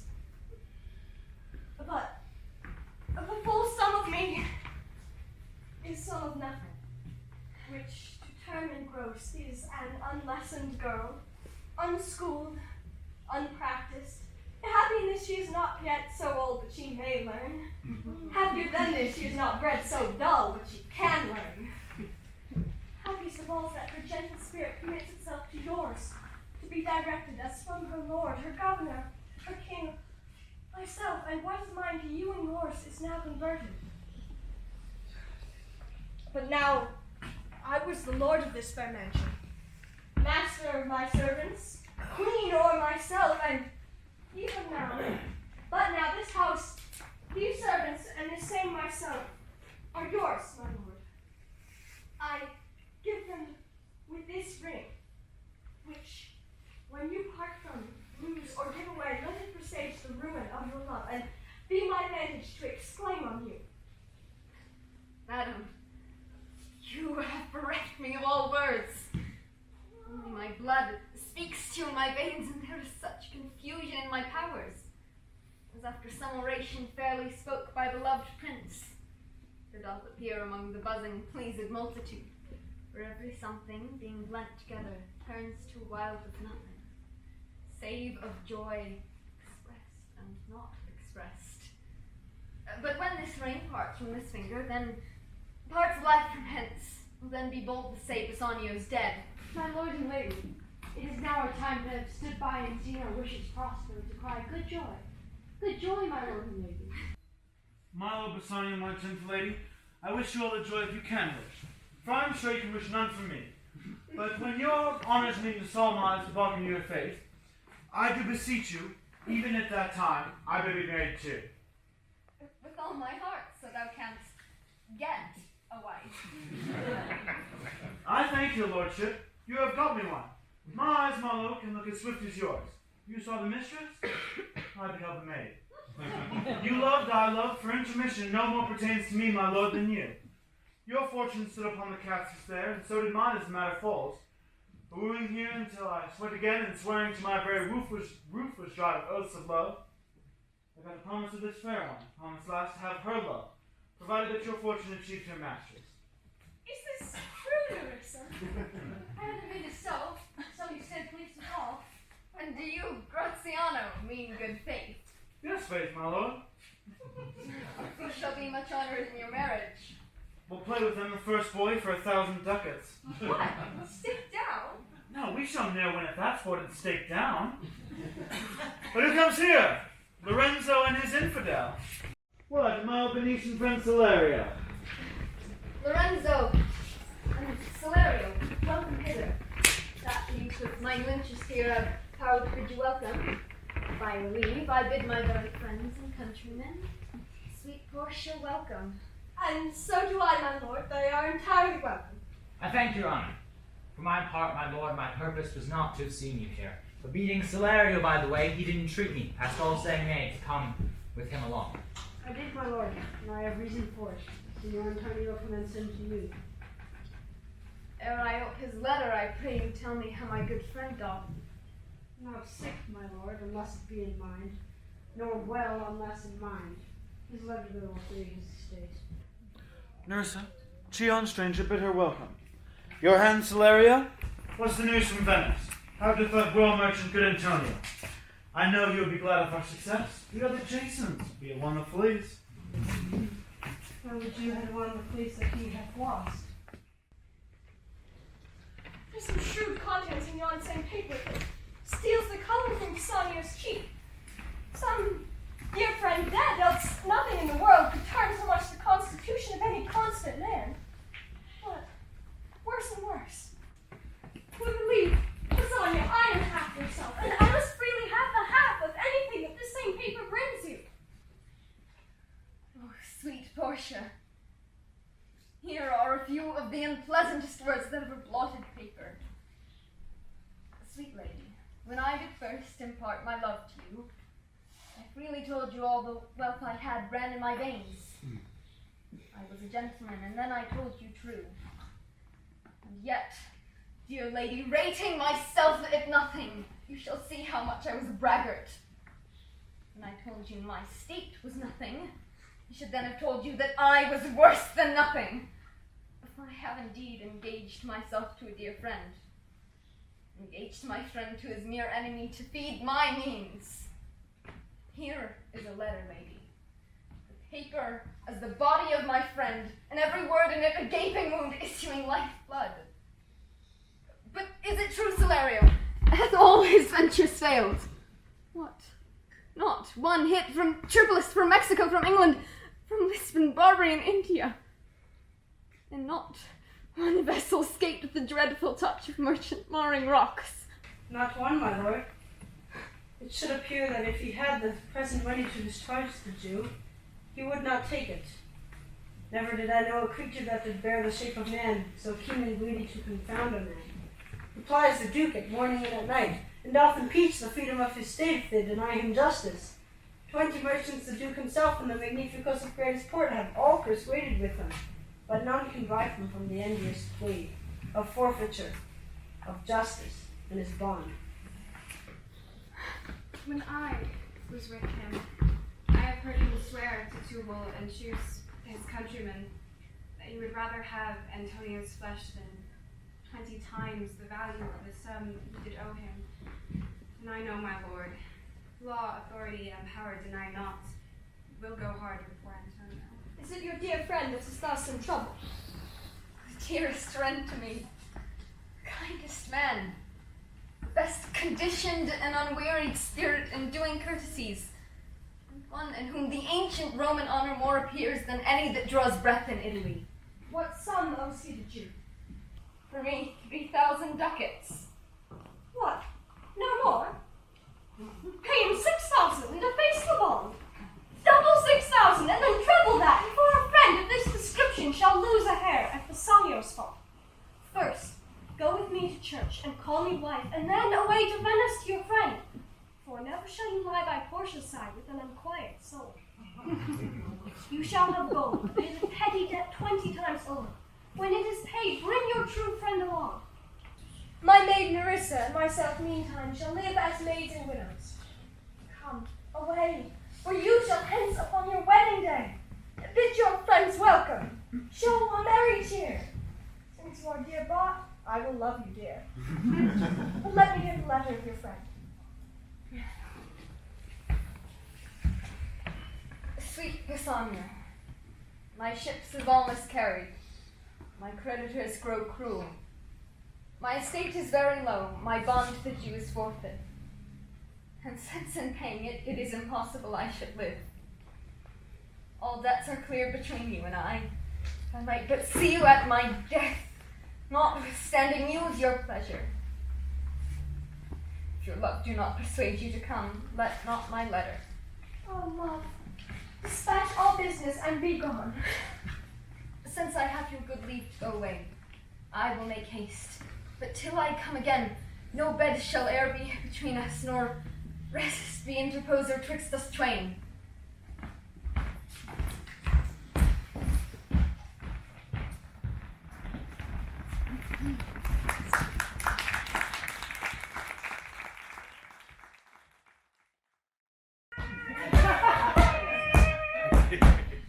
We beg your indulgence for a brief intermission.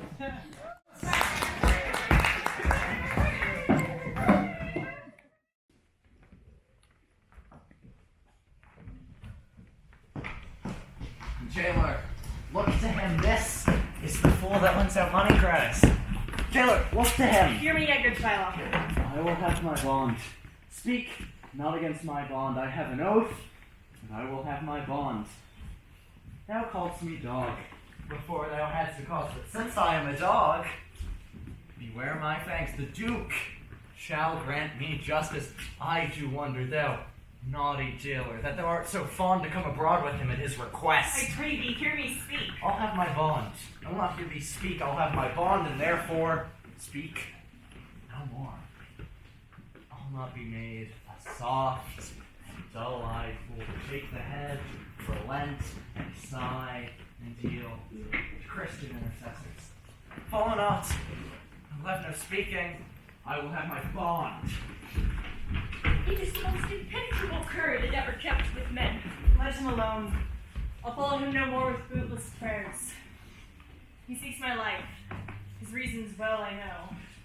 They ought delivered from his forfeitures, many that have at times made moan to me, therefore he hates me. I am sure the Duke will never grant this forfeiture to hold. The Duke cannot deny the course of law. For since the commodity that strangers have with us here in Venice, if it be denied, will much impeach the justice of the state, since the trades and profits of the city consist of all nations. Therefore go. These griefs and losses have so baited me that I shall hardly spare a pound of flesh tomorrow to my bloody creditor.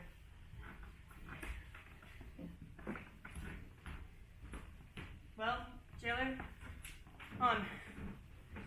Pray God Bassanio come to see me pay his debt, and then I care not.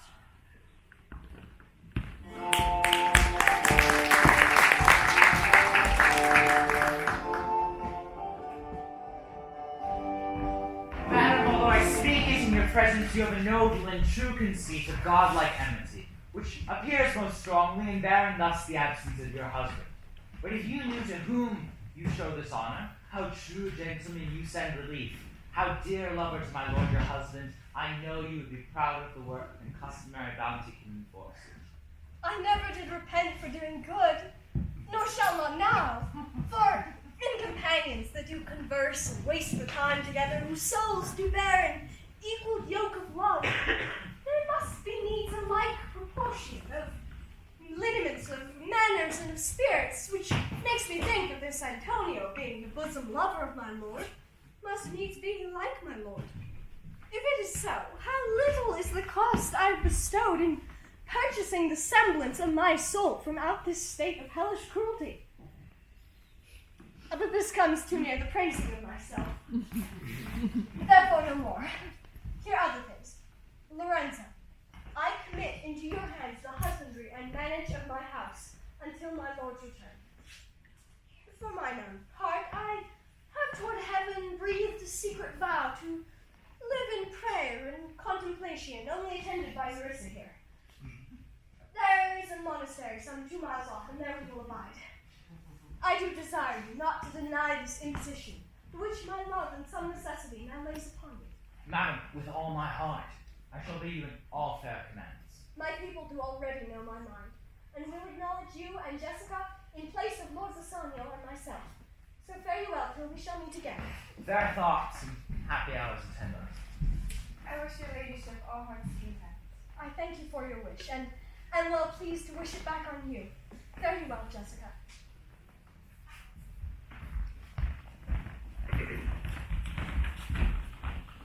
Now, Balthazar, as I have ever found the honest truth, so let me find you still.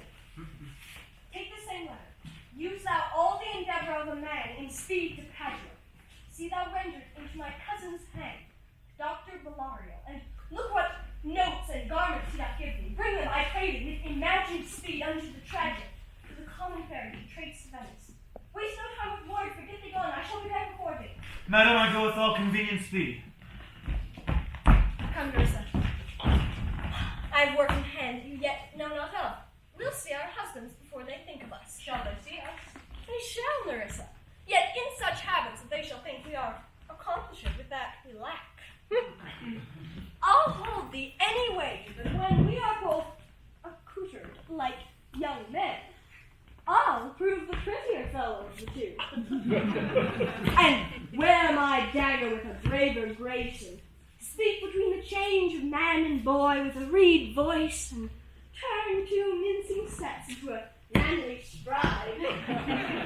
And talk a phrase like a fine bragging youth, and tell quaint lies how honorable ladies sought my love, which I have denied. They fell sick and died. I could not do it all. Then I'll repent and wish for all that I had not killed them. And 20 of these puny lies I'll tell, that men shall swear I have discontinued school above a 12-month. I have within my mind 1,000 raw tricks of these bragging jacks, which I will practice. Why? Shall we turn to men? Fine, what a question is that? If thou wert ne'er a lewd interpreter. But come, I'll tell thee all I hold of Iceland. I am in my coach, which stays us at the park gate. Therefore, haste away. We've 20 miles to measure out today.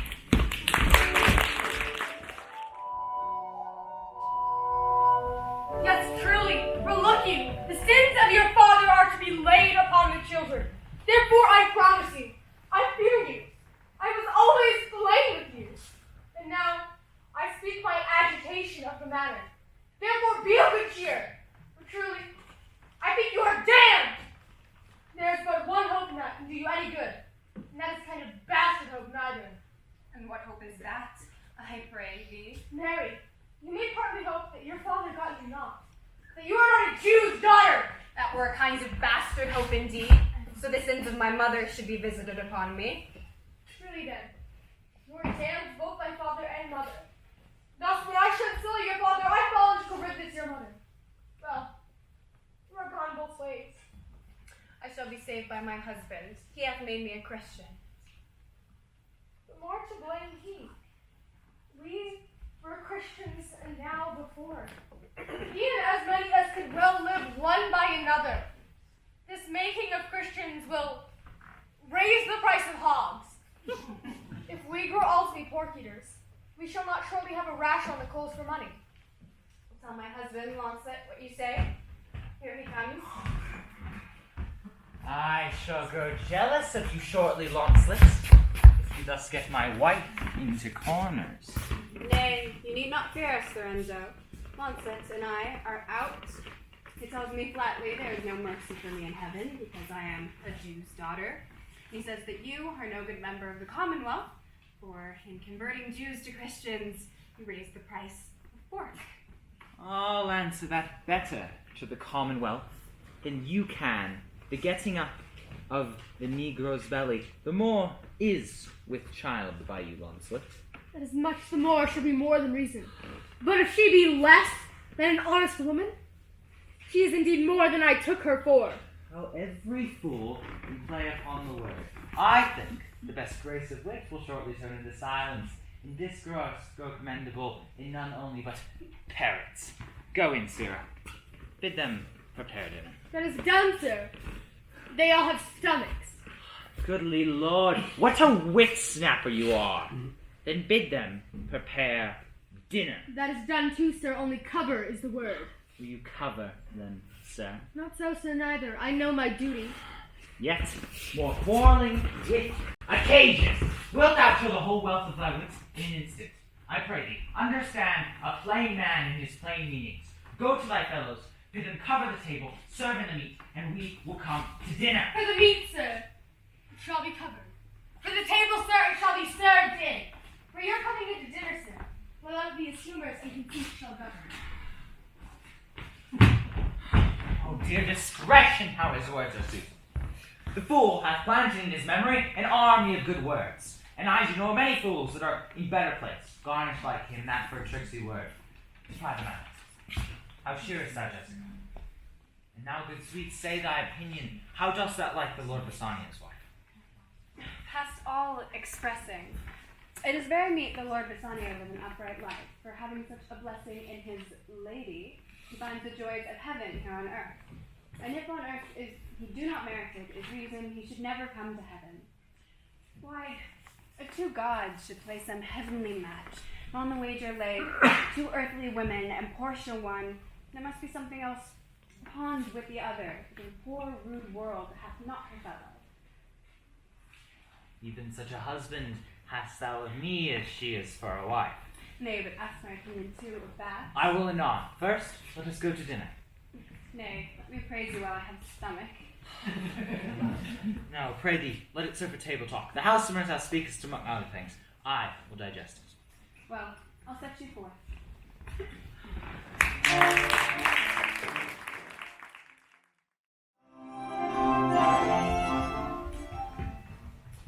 What? Is Antonio here? Ready, so please, Your Grace. I am so sorry. Thou art come to answer a stony adversary, an inhuman wretch incapable of pity, void and empty from any dram of mercy.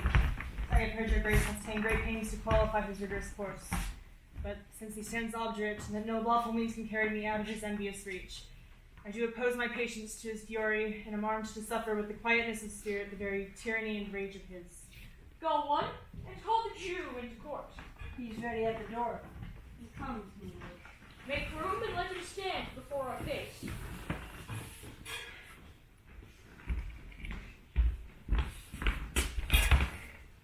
Shylock, the world thinks, and I think so too, that thou but leadest in thy fashion of thy malice to the last hour of the act, and then 'tis thought thou'lt show thy mercy, and remorse more strange than thy apparent cruelty.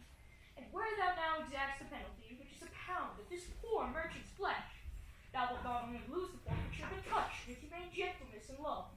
Forgive a moiety of the principal glancing eye of pity on his losses that have of late so huddled on his back now to press a royal merchant down. From brassy bosoms to rough hearts of flint, from stubborn Turks to Tartars never trained to offices of tender courtesy, we all expect a gentle answer, Jew. I have possessed your grace of what I purpose, and by our holy Sabbath have I sworn to have the due and forfeit of my bond. If you deny it, the danger light on your charter and your city's freedom, you'll ask why I rather choose to have a weight of carrion flesh than to receive 3,000 ducats. I'll not answer that, but say it is my humor. Is it answered? What if my house be troubled with a rat, and I be pleased to give 10,000 ducats to have it banned? Are you answered yet? Some men there are, love not a gaping pig. Some that are mad if they behold a cat. Others, when the bagpipe sings in the nose, cannot contain their urine. For affection, masters of passion, sways it to the mood of what it likes or loathes. Now, for your answer, as there is no firm reason to be rendered why he cannot abide a gaping pig, why he, a harmless, necessary cat, why he, a woolen bagpipe, but of force, must yield to such inevitable shame as to offend himself being offended. So can I give no reason, nor I will not more than a certain loathing and lodged hate I bear Antonio, and that I follow thus a losing suit against him. Are you answered? This is no answer, thou unfeeling man, to excuse the current of thy cruelty. I am not bound to please thee with my answer. Do all men kill the things they do not love? Hates any man the thing he would not kill. Every offense is not a hate at first. What wouldst thou have a serpent sting thee twice? I pray you, sink you question with the Jew. You may as well go stand upon the mountain and bid the main flood bait his usual height. You may as well use question at the wolf while he hath made you blink the lamb. You may as well forbid the mountain pines to wag their high tops and to make no noise when they are threatened with the gusts of heaven. You may as well do anything most hard as seek to soften that, and which was harder, his Jewish heart. Therefore I do beseech you, make no more offers, use no farther means, but with all brief and plain conveniency, let me have judgment and the Jew his will. For thy 3,000 ducats, here is 6. If every ducat and 6,000 ducats were in 6 parts, and every part a ducat, I would not draw them. I would have my bond. I stand here for law. How shalt thou hope for mercy, rendering none? What judgment shall I dread, doing no wrong? You have among you many a purchased slave, which like your asses and your dogs and your mules, you use in abject and in slavish parts, because you bought them. Shall I say to you, let them be free, marry them, unto your heirs, why sweat they under burdens? Let their beds be made as soft as yours, and their palace seasoned with such viands. You will answer, the slaves are ours. So do I answer you. The pound of flesh which I demand of him is mine. 'Tis dearly bought, and I shall have it. If you deny me, fie upon your law. There is no force in the decrees of Venice. I stand here for judgment. Answer, shall I have it? Nay! Upon my power I may dismiss this court unless Bellario, a learned doctor whom I have sent for to determine this, come here today. My lord, here stays without a messenger with letters from the doctor. We come from Padua. Bring us the letters. Call the messenger. Fear not, Antonio, what man could it yet?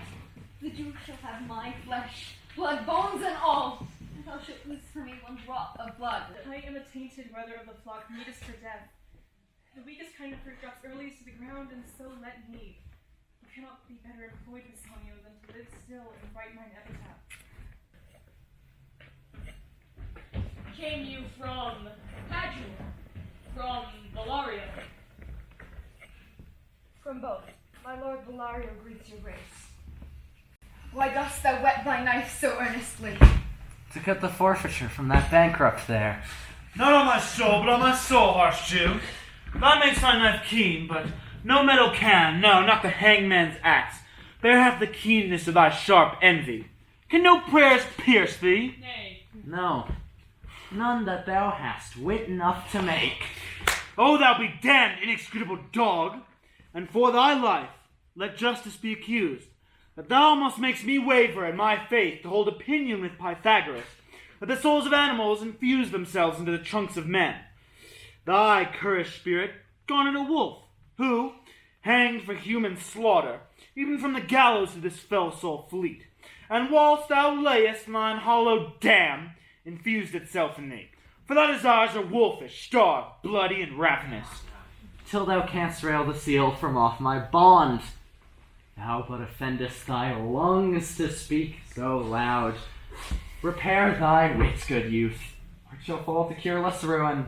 I stand here for law. This letter doth commend a young and learned doctor to our court. Where is he? He attended here hard by to know your answer, whether you will admit or not. With all my heart, some 3 or 4 of you go. Give him courteous conduct to this place. Meantime, the court shall hear Valario's letters. Your grace shall understand that the receipt of your letter I am very sick, but in the instant that your messenger came, in loving visitation was with me a young doctor of Rome. His name is Balthazar. I acquainted with him in the cause and controversy between the Jew and Antonio the merchant. We turned over many books together. He is furnished with my opinion, which bettered with his own learning, the greatness whereof I cannot enough commend.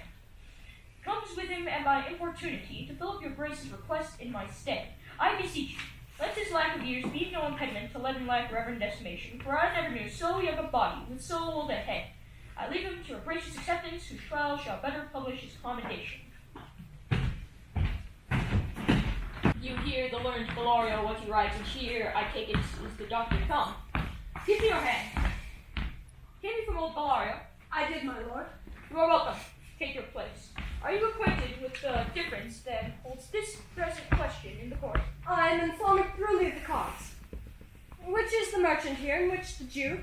Antonio and old Shylock both stand forth. Is your name Shylock? Shylock is my name. Of a strange nature is the suit you follow, yet in such rule that the Venetian law cannot impugn you, as you do perceive. You stand within his danger, do you not? Hi. So he says. Do you confess the bond? I do. Then must the Jew be merciful. On what compulsion must I? Tell me that. The quality of mercy is not strained. Droppeth as the gentle rain from heaven upon the place beneath. It is twice blessed. It blesseth him that gives and him that takes. 'Tis mightiest in the mightiest. It becomes a throned monarch better than his crown. His scepter shows the force of temporal power, the attribute to awe and majesty wherein doth sit the dreaded fear of kings.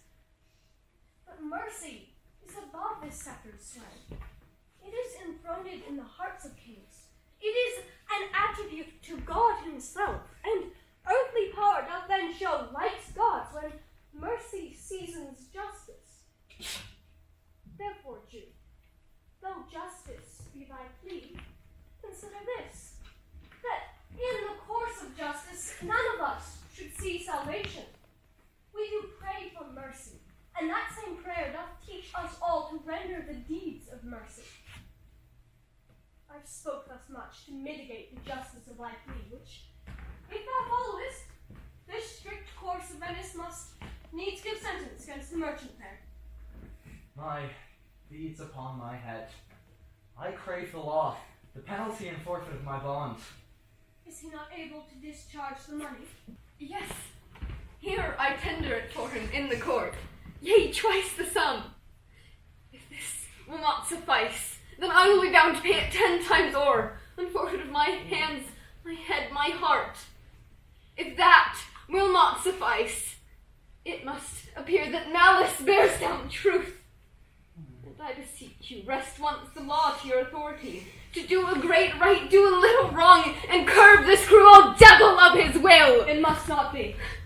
There is no power in Venice can alter a decree establish it. 'Twill be recorded for a precedent, and many an heir by the same example will rush into the state. It cannot be. Daniel come to judgment. Yea, Daniel. Oh, wise young judge, how shall I honor thee? Pray let me look upon the bond. Here, 'tis, most reverend doctor, hear this. Shall like there's thrice thy money offered thee. An oath, I have an oath in heaven. Shall I lay perjury upon my soul? No, not for Venice. Why then this bond is forfeit, and lawfully by this the Jew may claim a pound of flesh to be by him cut off nearest the merchant's heart. Be merciful, take thrice thy money, bid me tear the bond. When it is paid, according to the tenor, it doth appear you are a noble judge. You know the law. Your exposition hath been most sound. I charge you by the law, for your well-deserving pillar, pursue sentence. By my soul, there is no power in the tongue of man that can alter me. I stay here on my bond. Most heartily, I do beseech the court to give the judgment. Why then thus it is. You must prepare your bosom for his knife. For the intent and purpose of the law have full relation to the penalty which here appeareth due upon the bond. Aye, nearest his breast. So says the bond, doth it not, noble judge? Those are the very words. It is so. Are there balance here to weigh the flesh? I have them ready. Have thy son surgeon, Shylock, on thy charge to stop his wounds lest he do bleed to death. Is it not nominated in the bond? It is not so expressed. But what of that, for good you do so much for charity? I cannot find it. 'Tis not in the bond. Come, merchant, have you anything to say? But little. I am armed and well prepared. Give me your hand, Bassanio. Fare you well.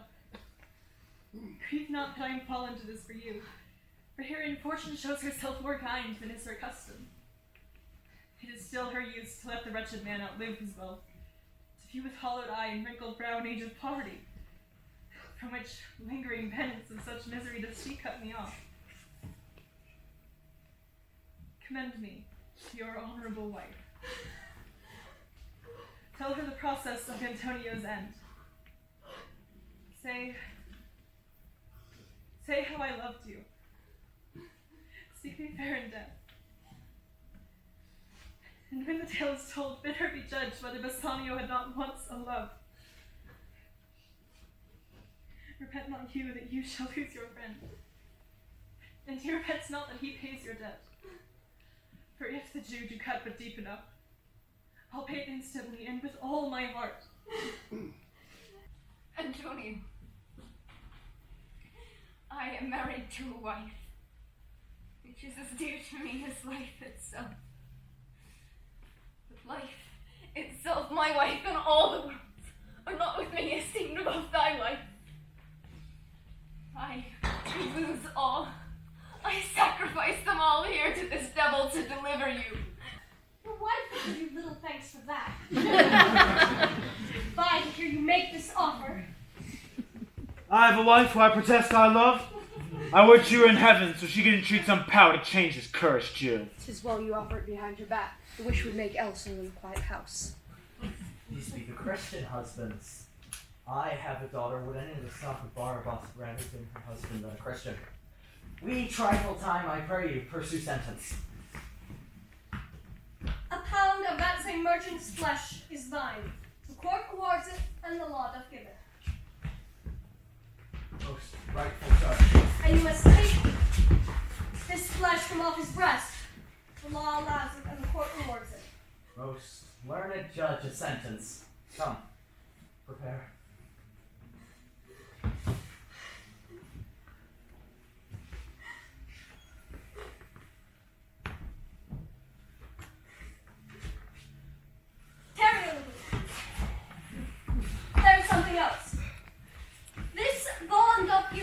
no jot of blood.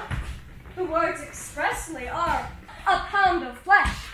Then take thy bond, take thou thy pound of flesh, but if in cutting thou dost shed one drop of Christian blood, thy lands and goods are by the laws of Venice confiscate unto the state of Venice. Is that the law? Thyself shalt see the act, for as thou urgest justice, be assured thou shalt have justice. Oh, upright judge, mark Jew, a learned judge. Mark that. Well then, pay the bond price and let the Christians go. Soft, the Jew shall have all justice. Soft, no haste, he shall have nothing but penalty. A learned judge, mark Jew, a learned judge. Therefore, prepare thee to cut off the flesh. Shed thou no blood, nor cut thou less nor more, but just a pound of flesh. If thou takes more or less than a just pound, nay, if the scales do turn but in the estimation of a hair, thou diest, and all thy goods are confiscated. A Daniel, a second Daniel Jew, now infidel I have thee on the hip. Why dost thou pause? Take thy forfeiture. Give me my principal and let me go. I have it ready for thee. Here it is. Soft, Jew shall have all justice. Soft, no haste, he shall have nothing but the penalty. Shall I not have barely my principal? Thou shalt have nothing but the forfeiture, to be so taken at thy peril, Jew. A Daniel, a second Daniel still say I. I thank you for teaching me that word, Jew. Why then, the devil give him good if it all stay no further question. Tarry, Jew.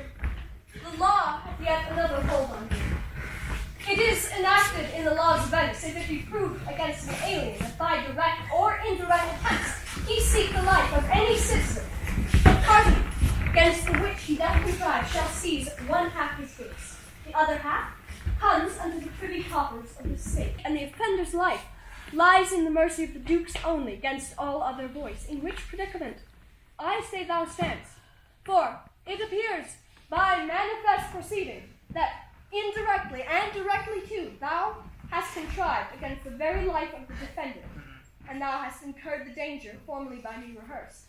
Down therefore, and beg mercy of the Duke.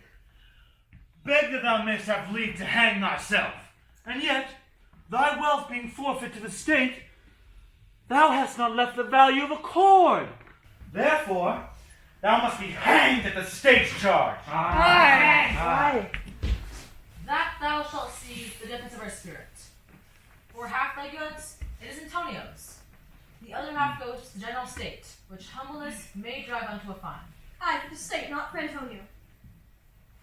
Nay, take my life and all pardon. Not that. You take my life when you take my house, and you take my house when you doth take the prop that doth sustain my house. What mercy can you render him, Antonio? A halter cry, that's something else for God's sake. Aye. So please, my lord the Duke and all the court, to quit the fine for one half of his goods. I am content.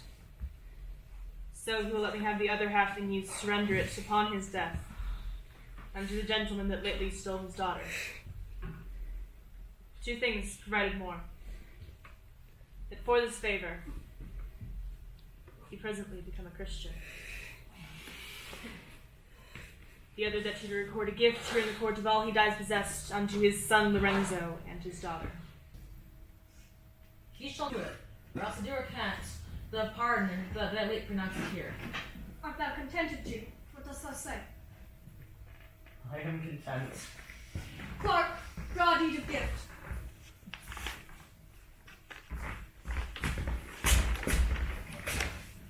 I pray you, give me leave. I am not well. Send the deed after me, and I will sign it. Get thee gone, the doer. In christening, thou shalt have 2 godfathers. Had I been judge, thou shalt add 10 more, to take you to the gallows, not to the font. Aye. Sir, I entreat you home with me to dinner. I humbly do desire your grace of pardon. I must away this night for Padua, and answers you not. Antonio, gratify this gentleman, for in my mind, you are much bound to him.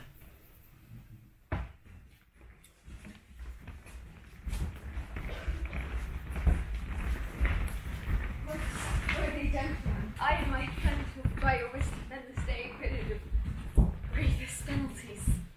In lieu whereof 3,000 ducats, do we freely cope your courteous pains withal. And stand indebted over and above in love and service to you evermore. He is well paid, but is well satisfied. And I, delivering you, am satisfied, and therein to account myself well paid. My mind was never yet grown mercenary. I pray you know me when we meet again. I wish you well, and so I take my leave.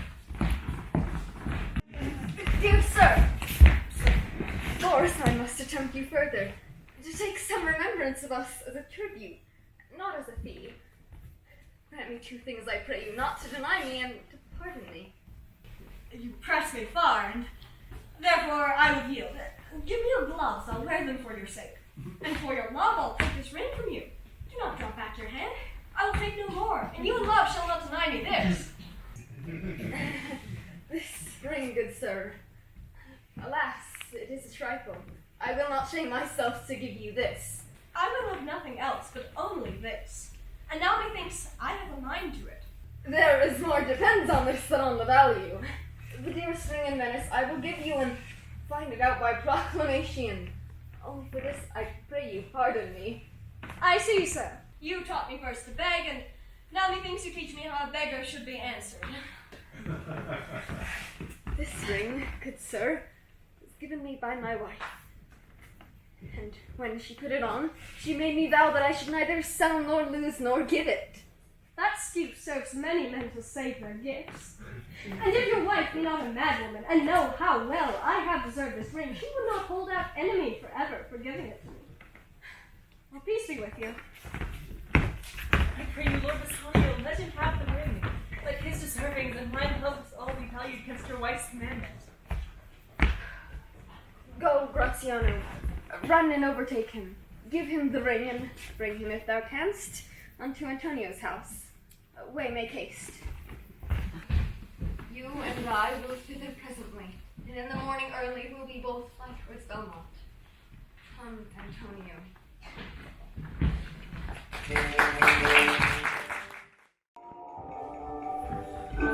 Inquire the Jew's house out. Give him this deed and let him sign it. We'll await tonight until the day before our husband's home. This deed will be well welcomed to Lorenzo. Fair sir, you are well overtaken. My lord Bassanio, upon some more advice, hath sent you here this ring, and doth entreat your company at dinner. It cannot be. His ring I do accept most thankfully, and so I pray you tell him. And furthermore, I pray you show my youth old Shylock's house. That's what I do. Sir, I would speak with you. I'll see if I can get my husband's ring, which I did make him swear to keep forever. Not mayest I warn. We shall have old swearing that they did give the rings away to men, but we'll outface them and outswear them too. Oh wait, make haste, thou knowest where I will carry. How good, sir. Will you show me to his house?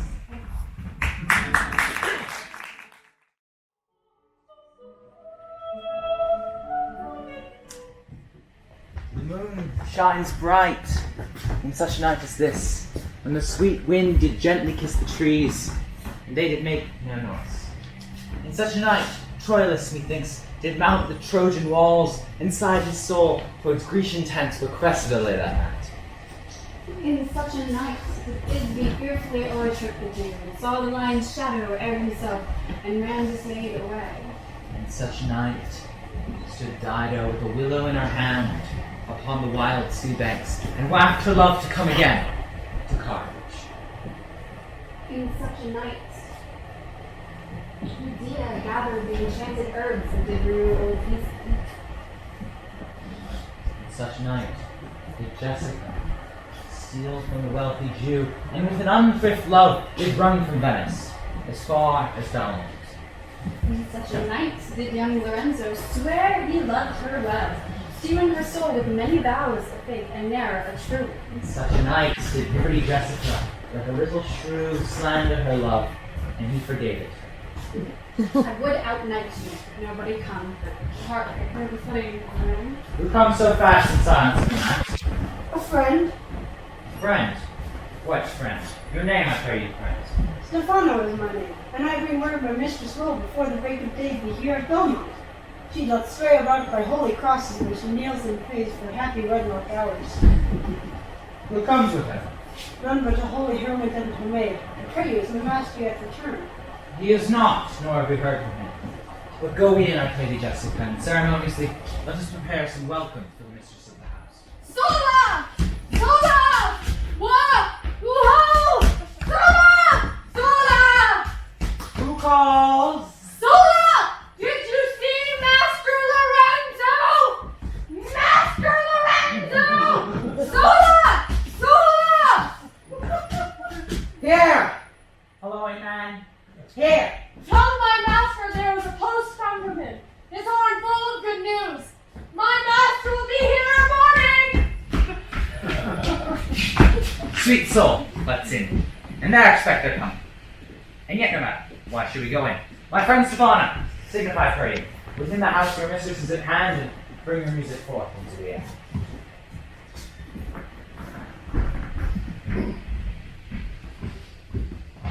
How sweet the moonlight sleeps upon this bank. Here will we sit, and let the sounds of music creep in our ears. Soft stillness and night become the touches of sweet harmony. Sit, Jessica.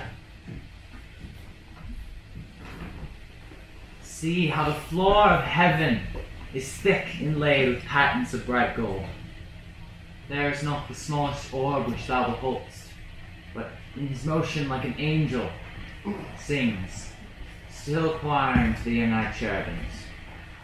Such harmony is in immortal souls, but whilst this muddy vesture of decay doth grossly close in it, we cannot hear it. Come home, wake Dinah with a hymn, with sweetest touches pierce thy mistress' ears, and draw her home with music.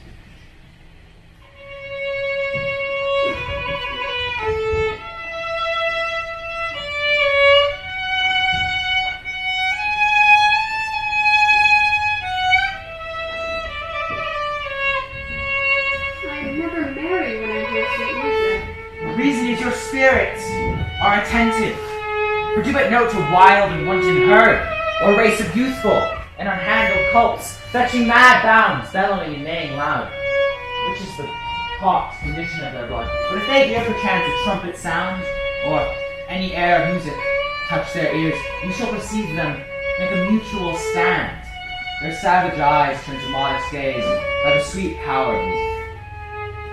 Therefore, the poet did feign that Orpheus drew trees, stones, and floods, since not so stockish, hard, and full of rage, but music, for the time, doth change his nature.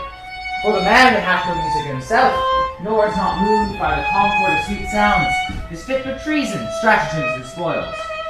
The motion of his spirits are dull as night, his affections dark as Eris. Let no such man be trusted. Mark the music.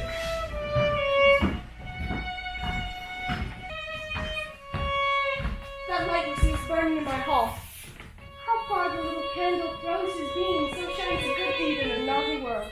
When the moon shone, we did not see the candle.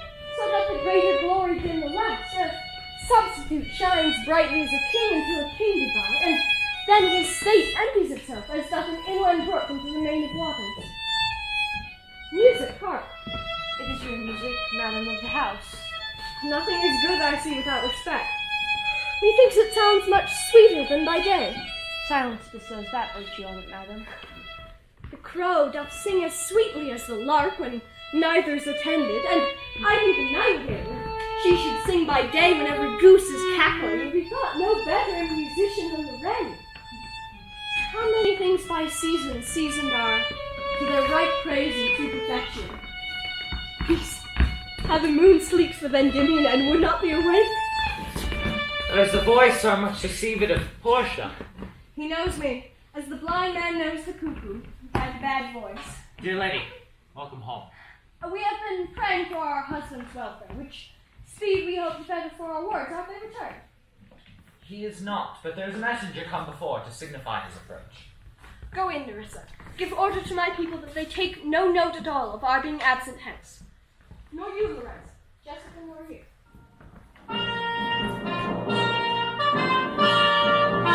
Your husband is at hand, I hear his trumpet.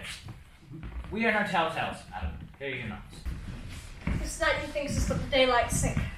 Looks a little paler. 'Tis a day such as the days when the sun is hid. We should hold day with the antiquities. You would walk in absence of the sun. Let me give light, but let me not be light, for a light wife doth make a heavy husband, and never be Bassanio so for me. But God sort all. You are welcome home, my lord. I thank you, madam. Be welcome to my friend. This is the man. This is Antonio, to whom I am so infinitely bound. You should, in all sense, be much bound to him, for, as I hear, he was much bound for you. No more than I'm well fitted up. Sir, you are very welcome to our house. It must appear that in other ways than words, therefore I scant this breathing courtesy. By undermoon, I swear you do me wrong. In faith, I gave it to the judge's clerk. What you were Gelt that had it, since you do take it, love, so much at heart. A quarrel, ho, already? What's the matter? About a hoop of gold, a paltry ring that she did give me, whose posy was for all the world like Cutler's poetry. Upon a knife, love me and leave me not. What talk you of the posy or the value? You swore to me when I gave it you that you would wear it till your hour of death, and that it should lie with you in your grave. Though not for me, yet for your vehement oaths, you should have been respected and kept it. Gave it to a judge's. No, God is my judge. The clerk will ne'er wear hair on his face that had it. He will, and if he live to be a man. I have a woman live to be a man. By his hand, I gave it to a kind of youth. A little boy, a sort of scrubby boy, no harm myself. The judge's clerk. A prattling boy that begged it as a fee. I could not for all my heart deny it him. You are to blame. I must be plain with you. To part so slightly with your wife's first gift, a thing stuck on with oaths upon your finger, and riveted with faith unto your flesh. I gave my lord a ring, and made him swear never to part with it. And here he stands. I dare be sworn for him. He would not leave it, nor pluck it from his finger for the wealth of world masters. Now in faith, Gratiano, you give your wife to unkind cause of grief, and twere to me I should be mad at it. Why, I were best to cut my left hand off, and swear I lost the ring defending it. Marlo Bassanio gave his ring away, upon the judge that begged it, and indeed deserved it too. And then his boy, the clerk, that took some pains in writing, begged mine, and neither man nor master would take off but the two rings. What ring gave you, my lord? Not that I hope that you received of me. If I could add a lie unto a false, I would deny it. But you see, my finger hath not the ring upon it. It is gone. Even so void is your false heart of truth. By heaven, I will never come in your bed until I see the ring. Nor I yours till I again see mine. Sweet Portia, you did know to whom I gave the ring. You did know for whom I gave the ring. And could conceive for what I gave the ring, and how unwillingly I left the ring, and not would be accepted but the ring. When you would abate the strength of your displeasure. If you had known the virtue of the ring, or half her worthiness that gave the ring, or your own honor to contain the ring, you would not have parted with the ring. What man is there so much unreasonable, if you had pleased to have defended it with any terms of zeal, wanted the modesty to enforce a thing held as ceremony? Nerissa teaches me what to believe. I'll die for it, but some woman had the ring. No, by mine honor, madam, by my soul. No woman had it but the civil doctor, who refused 3,000 ducats of me and begged the ring, to which I did deny him and suffered him to go displeased away. And even he, that held up the very life of my dear friend. What should I say, sweet lady? I was enforced to send it after him. I was beset by shame and courtesy. Mine honor would not let ingratitude so much to smear it. Pardon me, good lady, and by these blessed candles of the night, had you been there, I think you would have begged the ring of me to give the worthy doctor. And had not that doctor e'er come near my house, since he hath got the jewel that I loved, and that which you did swear to keep for me, I will become as liberal as you. I'll not deny him anything I have. No, not my body, nor my husband's bed. Know him I shall, I'm well sure of it. Lie not a night from home, watch me like Argus, if you do not, if I be left alone. Now, by mine honor, which is yet mine own, I'll have that doctor for my bedfellow. And I, his clerk, therefore be well advised how you do leave me to mine own protection. Well, do you so, but let me not take him then, for if I do, I'll mar the young Clark's pen. I am the capable brother of these cloths. Sir, grieve not you, you are welcome notwithstanding. Pardon me, this enforced wrong. In the hearing of these many friends, I swear to thee, and even by thine own fair eyes, wherein I see myself. Start you the fact! In both my eyes, he doubly sees himself, in each eye one. Swear by your double self, and there's an oath of credit. Nay, but hear me. Pardon me this fault. And by my soul, I swear I never more will break an oath with thee. I once did lend my body for his wealth, which, but for him that had your husband's ring, had quite miscarried. I dare be bound again, my soul upon the forfeit, that your lord will never more break faith advisedly. Then you shall be his surety. Give him this, and bid him keep it better than the other. Here, my lord Antonio, swear to keep this spring. By heaven, it is the same I gave the doctor. I had it of him. Pardon, Sonia. For by that ring the doctor lay with me. And pardon me, my gentle Gratiano. For that same scrubbed boy, the doctor's clerk, in lieu of this, last night did lie with me. Why, this is like the mending of highways in summer where the ways are fair enough. What, are we cuckolds ere we have deserved it? Speak not so grossly. You are all amazed. Here is a letter. Read it at your leisure. It comes from Padua, from Bellario. There shall you find that Portia was the doctor. Nerissa there her clerk. Lorenzo here shall witness. I set forth as soon as you, and but you now returned, I have not entered in my house. Antonio, you are welcome, and I have better news in store than you expect. Unseal this letter soon. There you shall find 3 of your argosies are richly come to harbor Sunderland. You shall not know by what strange accident I chanced on this letter. I am dumb. Were you the doctor and I knew you not? Were you the clerk that is to make me cuckold? I, but the clerk that never means to do it, unless he live until he be a man. Sweet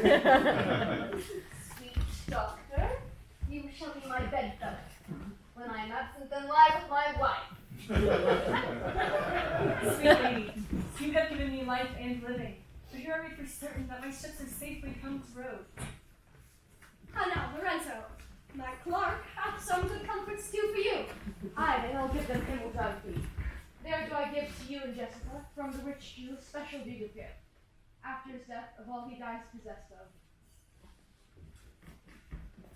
There, ladies, you dropped manna in the way of starving people. It is almost morning, and yet I am sure you are not satisfied with these events at full. Let us go in and charge us thereupon interrogatories, and we will answer all things faithfully. Let it be so. The first interrogatory that my Nerissa shall be sworn on is whether she had rather till the next night stay, or go to bed now, being 2 hours a day. But will the day come, I should wish it dark, till I were couching with the doctor's clerk. But while I live, I'll fear no other thing, so sore as keeping safe Nerissa's ring.